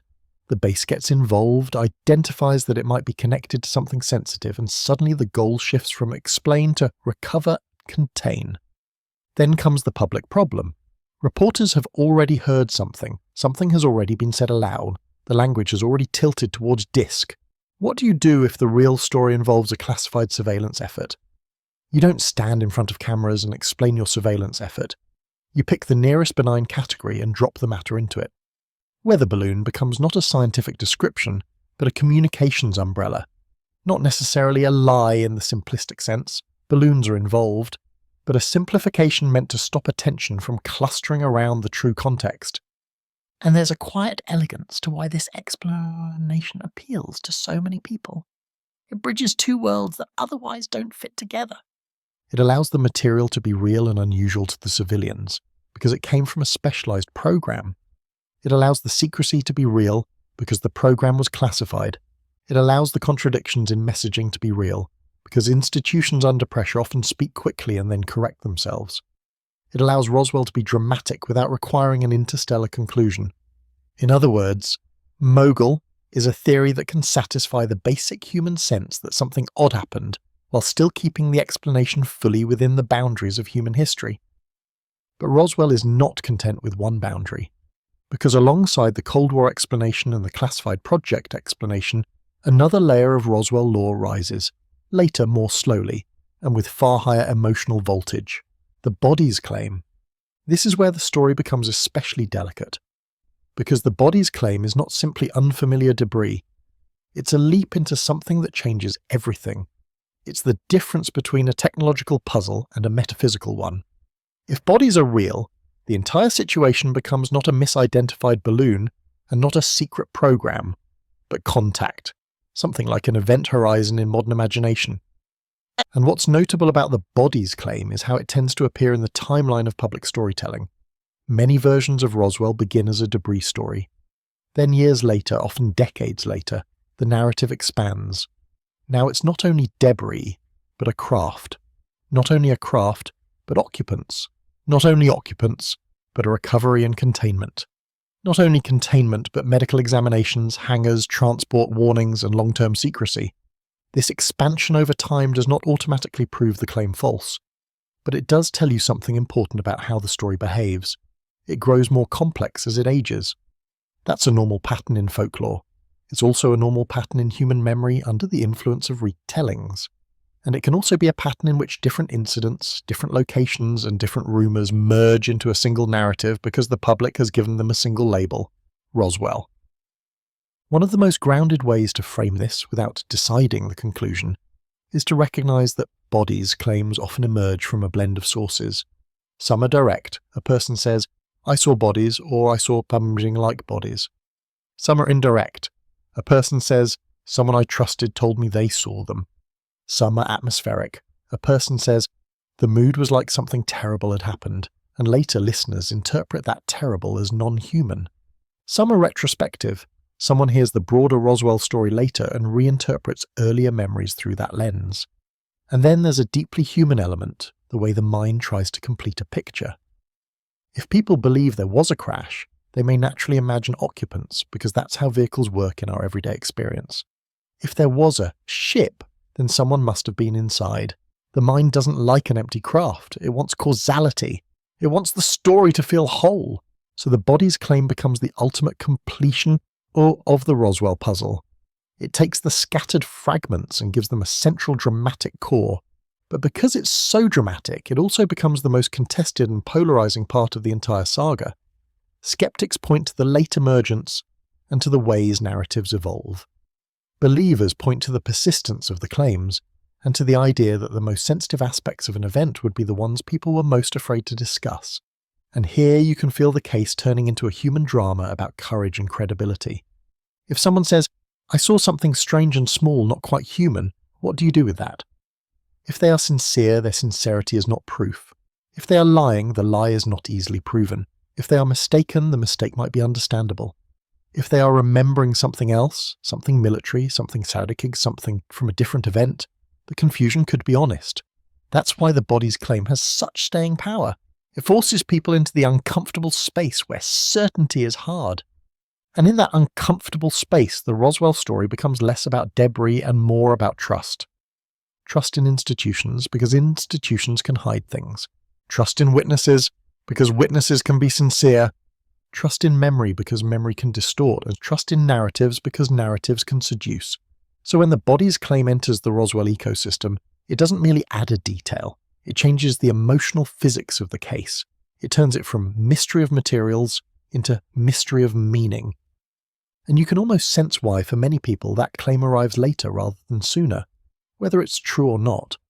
Because it's the kind of claim that, if you believe it, would be the hardest to say out loud, and it's one thing to say, "I found odd foil."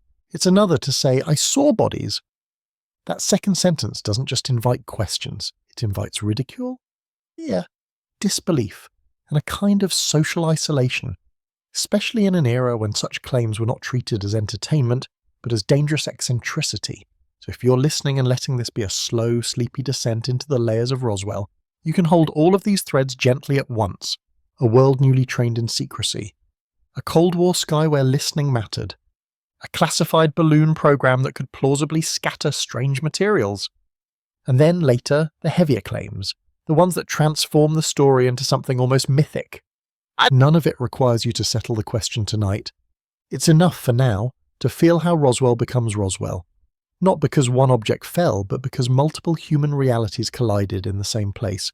Technology, secrecy, memory, and the timeless human desire to know what happened when the desert, the storm and the sky briefly refused to explain themselves. There's another explanation that enters the Roswell conversation like a late arriving guest. One that doesn't quite match the early summer of 1947, and yet keeps showing up because it helps explain a very specific kind of memory. The memory of bodies. This explanation is often called, in plain terms, the crash test dummy idea.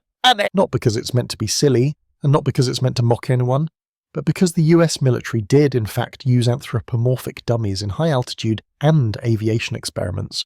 Dummies built to resemble human forms enough to measure what a real body would experience at extreme speeds, extreme heights, and extreme impacts.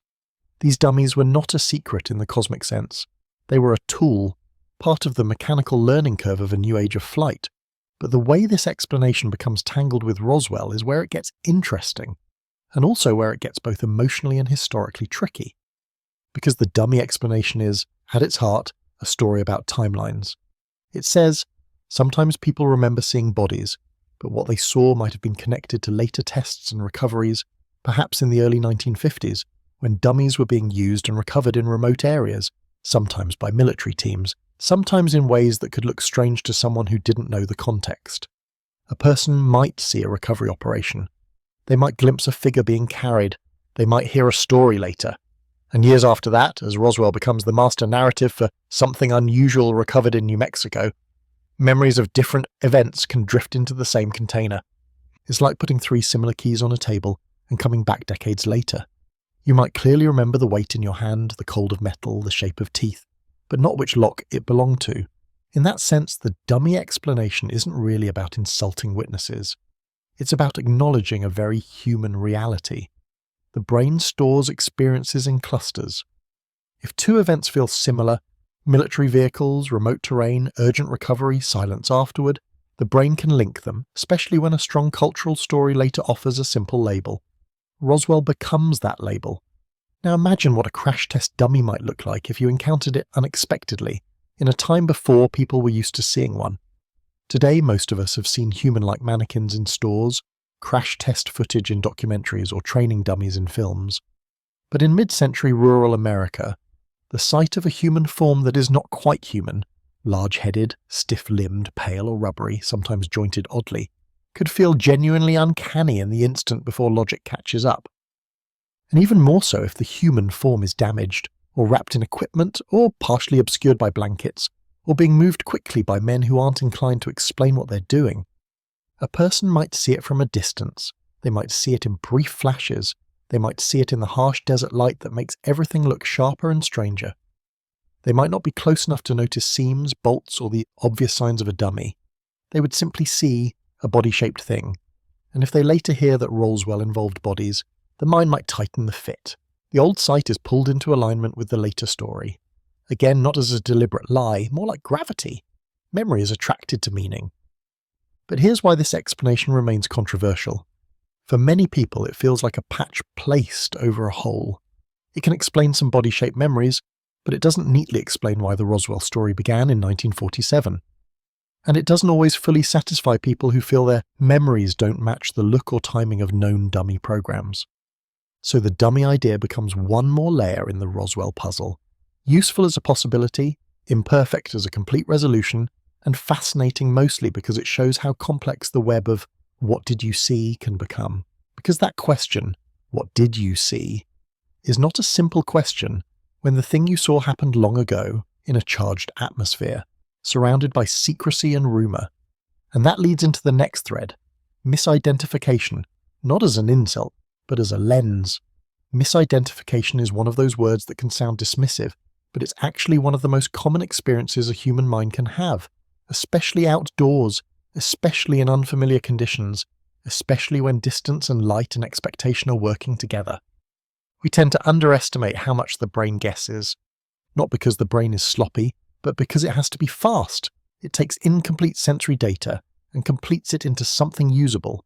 That's how you navigate the world without constantly stopping in confusion. You don't analyze every shadow, you assume tree, fence, bird, plane, and you move on. But when the stimulus is unusual, when the brain doesn't have a ready category, it starts to borrow categories. It tries one explanation, then another. It fills gap. It makes the best picture it can with the available puzzle pieces. Now add time. Time is not a neutral hallway where memories simply sit. Time is more like weather.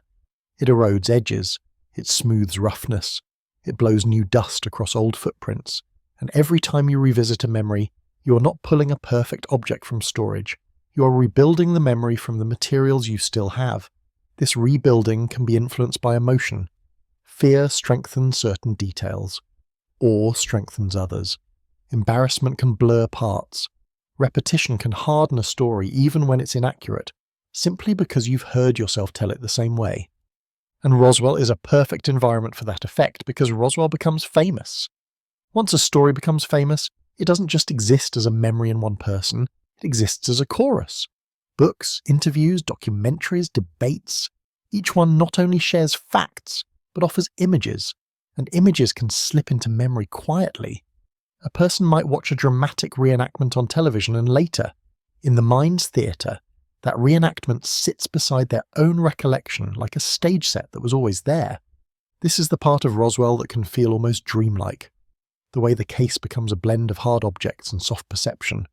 A rancher picks up foil-like fragments in 1947, a newspaper uses charged language, the military corrects the story, decades later witnesses speak, decades after that popular culture builds vivid pictures, and through it all the human mind keeps trying to do the same thing it always does, create a coherent story.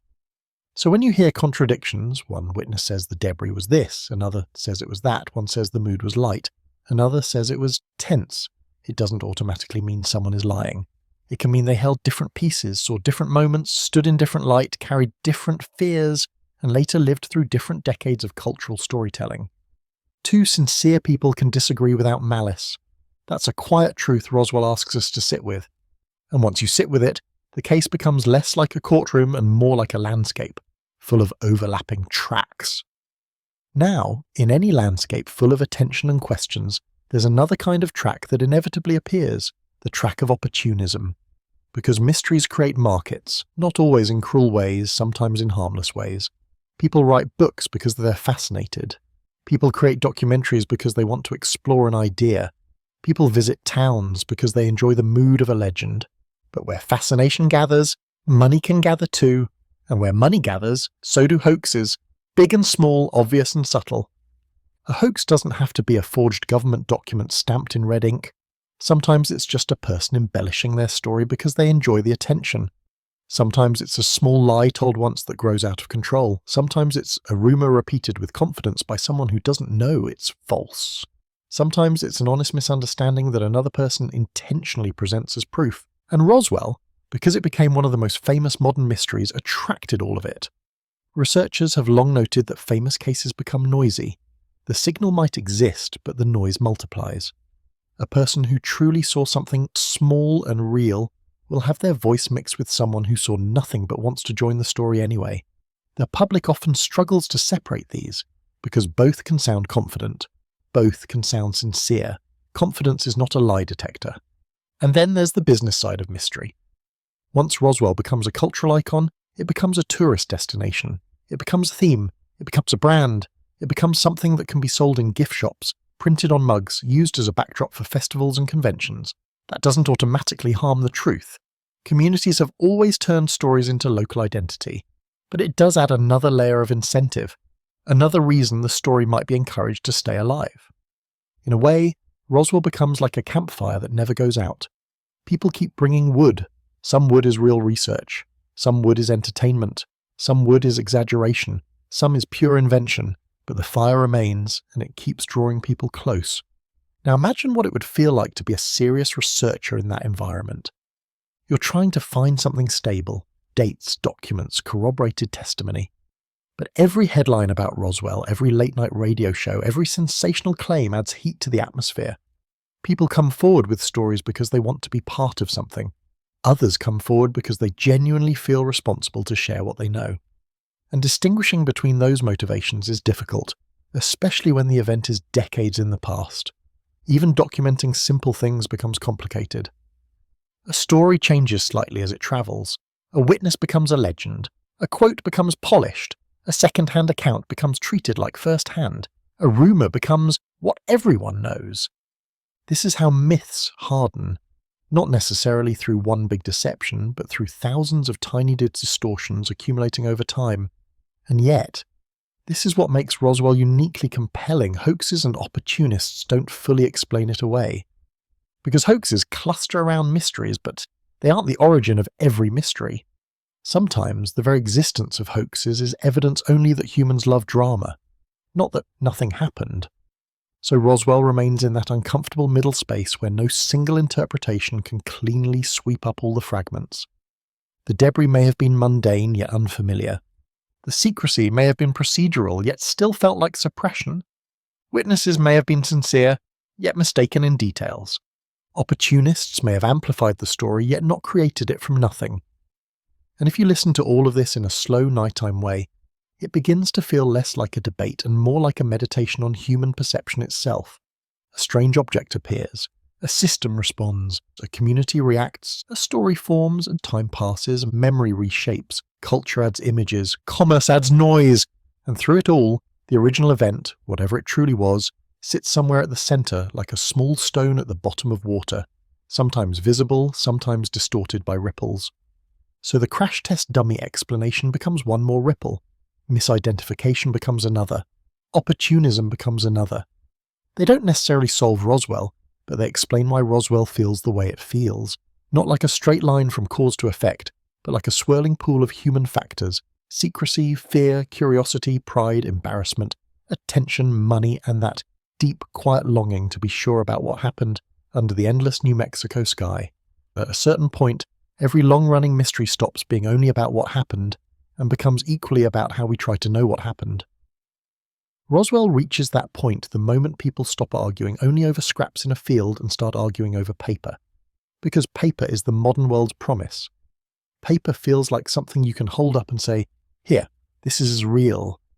And that's exactly why the paper trail becomes both Roswell's most hopeful path and its most frustrating maze. When researchers talk about documents in the Roswell story, they're usually talking about a few different kinds of things, all mixed together over time. Official memos, press releases, logs, reports, correspondence, base records, and later government summaries. There are also unofficial items, interview notes, personal letters, diaries, photographs whose origins are debated, and documents that arrive anonymously or through murky chains of custody. Every category has its own personality. Official records can feel solid, but they also come with the possibility of redactions, missing Samjuswibdir, and the simple fact that not everything was written down in a neat, discoverable way. Human systems are messy. People make phone calls that never become paperwork. People have conversations in hallways. Decisions are made verbally, especially under time pressure. Even in well-run institutions, a surprising amount of reality never becomes a formal document. Unofficial records can feel intimate and revealing, but they can also be unreliable. Notes can be misread. Dates can be wrong. People can exaggerate. A story can be written down years later and presented as if it was written at the time. And once money and fame hover around a mystery, forged or improved documents can appear like mushrooms after rain. So when you step into the Roswell paper trail, you're stepping into a landscape where certainty is always negotiating with the limits of record keeping. That's why debunking becomes a real craft in this world, sometimes done with an almost obsessive patience. People compare signatures. They compare letterhead. They check whether an office existed when a document claims it did. They track the language of bureaucracy, how acronyms were used in that era, what terminology was common, what phrasing feels anachronistic. They look for mundane details that forgers often get wrong: formatting conventions, typewriter styles, distribution lists, who would have been copied on a memo, what rank held what authority that year. It's quiet work. It's not cinematic. It's a person at a table with reference books, archives, timelines, and a pencil. But it matters because in a case that has been retold for so long, the fight is often over what can be anchored. And then there's the modern tool that people often hope will be a key: freedom of information requests. On first glance, it sounds like a magic spell. You ask, and the government must answer. Files are released, doors open. In practice, it's more like tapping on a locked house and being handed a bag of assorted items through a small window. Sometimes you get something useful. Sometimes you get pages covered in black redactions. Sometimes you get a polite response that records can't be found. Sometimes you learn a file was destroyed according to policy long ago. Sometimes you learn a record exists, but its existence is exempt from confirmation. In other words, FOIA can reveal, but it can also highlight absence. And absence is a dangerous substance in a mystery. Because absence is elastic. One person sees absence and thinks bureaucracy, another sees absence and thinks proof of concealment. Roswell, over the decades, becomes a case where the paper trail doesn't settle the argument. It becomes part of the argument. Every missing record, every correction, every delay becomes interpretive space. And still, even with all these complications, the document side of Roswell does something important. It pulls the story away from pure atmosphere and back toward a kind of grounded inquiry. It forces the conversation to touch calendars, chain of command logic, historical context, and the way governments actually communicate. Even when the documents don't answer the biggest question, they shape what's plausible and what's not. But Roswell never stays in one lane for long, because while researchers were combing through archives and arguing over authenticity, another ecosystem was growing, one with its own rules, its own power, and its own way of making something feel real. Pop culture. Roswell becomes a symbol that entertainment can use again and again, because it's already half story and half question. The desert setting is naturally cinematic. The ingredients are clean and familiar. A storm, debris, soldiers, a small town, sudden secrecy, a headline, a reversal. You can tell it as a thriller, a tragedy, a comedy, a romance, a conspiracy epic, a coming-of-age story. You can tell it in black and white or neon. It scales to whatever you want. And as soon as Roswell becomes a reusable symbol, it starts to reshape the public's internal image of the event. People don't only remember what they read, they remember what they saw on screen. And screen images are sticky. A dramatic reenactment can become the memory, even if the original reality was far quieter and far messier. A hangar full of bright lights and stern faces becomes assumed. A metal disc becomes assumed. A morgue scene becomes assumed. Even when these are inventions, or at best interpretations, repetition turns them into the default mental picture. This is one of the oddest effects of modern mythology. The more a narrative is dramatized, the more the dramatization begins to function like evidence for the audience's imagination. Not evidence in a strict sense, but evidence in the emotional sense. It feels like what must have happened. And then Roswell does something else. Pop culture stories often do. It becomes shorthand. People don't always mean the historical event when they say Roswell. They mean the idea of Roswell. They mean the government knows more than it says. They mean something crashed and they covered it up. They mean there's a secret behind the official story. Or, depending on the speaker, they mean this is how rumours become legends. So Roswell grows into a kind of cultural mirror. It reflects what people already worry about, hope for, or suspect, whether that's secrecy, power, the possibility of other life, or the fragility of truth in a media storm. And in that mirror, three broad interpretations keep returning, because they each satisfy a different kind of human need. One interpretation says the simplest answer is the best one. Debris was found, it was misidentified in the chaos of the moment. The story got ahead of itself, and the correction, balloon or balloon-related equipment, was the right landing place. In this view, Roswell is less a cosmic event and more a case study in how quickly words can outrun facts. It's a reminder that confusion plus attention can create legend. Another interpretation says, yes, it was human-made, but not trivial. The debris was connected to a classified program or sensitive technology, and that's why everything looks strange and why messaging got slippery. In this view, Roswell becomes a story about secrecy that isn't mystical, just strategic. The cover-up, if you want to use that word, is about protecting capabilities and methods in an anxious era. It's not that something impossible happened, it's that something unshareable happened. And then there is the interpretation that refuses to be domesticated, that the debris was not from a balloon, not from a conventional program, but from something non-human. In this view, the quick reversal in public statements isn't confusion, it's containment. The unusual material isn't unfamiliar technology, it's technology that doesn't match any known origin. And the later, heavier claims, craft, bodies, movement of evidence, aren't myth-building. They're the long shadow of the most secret event imaginable. These three interpretations persist not only because of evidence or lack of evidence, but because each one offers a coherent emotional narrative. The first offers relief, the world stays normal. The second offers realism, the world is normal but secretive. The third offers wonder and terror in equal measure. The world is far larger than we were told. And the reason Roswell still has a pulse is that none of these interpretations fully crushes the others. Each has a logic, each has weak points, each can explain some parts and struggle with others. Roswell lives in the friction. But if you pull back even farther, past documents, past movies, past debates, you arrive at a quieter question that is almost never asked directly, because it doesn't lend itself to dramatic arguments. What does Roswell do to people? It makes them look up. It makes them distrust easy explanations or crave them more intensely. It shows how quickly a narrative can become bigger than the event that inspired it. It shows how institutions communicate under pressure, and how the public reacts to that communication.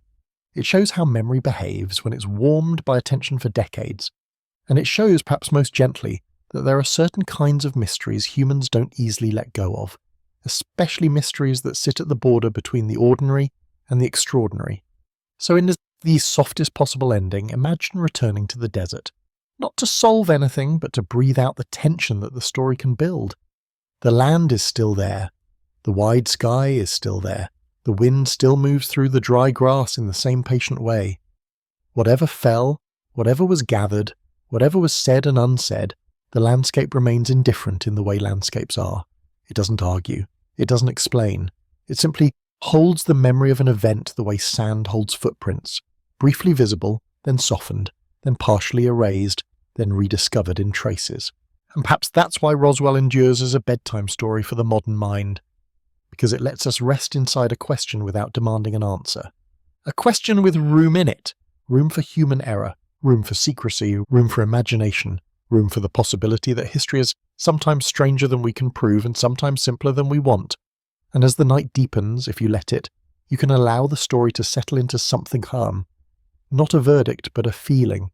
The feeling of a distant storm, a quiet town, a brief flare of headlines, the hush of official silence, and an endless sky that keeps its own counsel while we, down here, keep telling and retelling the same question in different voices, hoping one day that the right kind of clarity will finally feel like morning.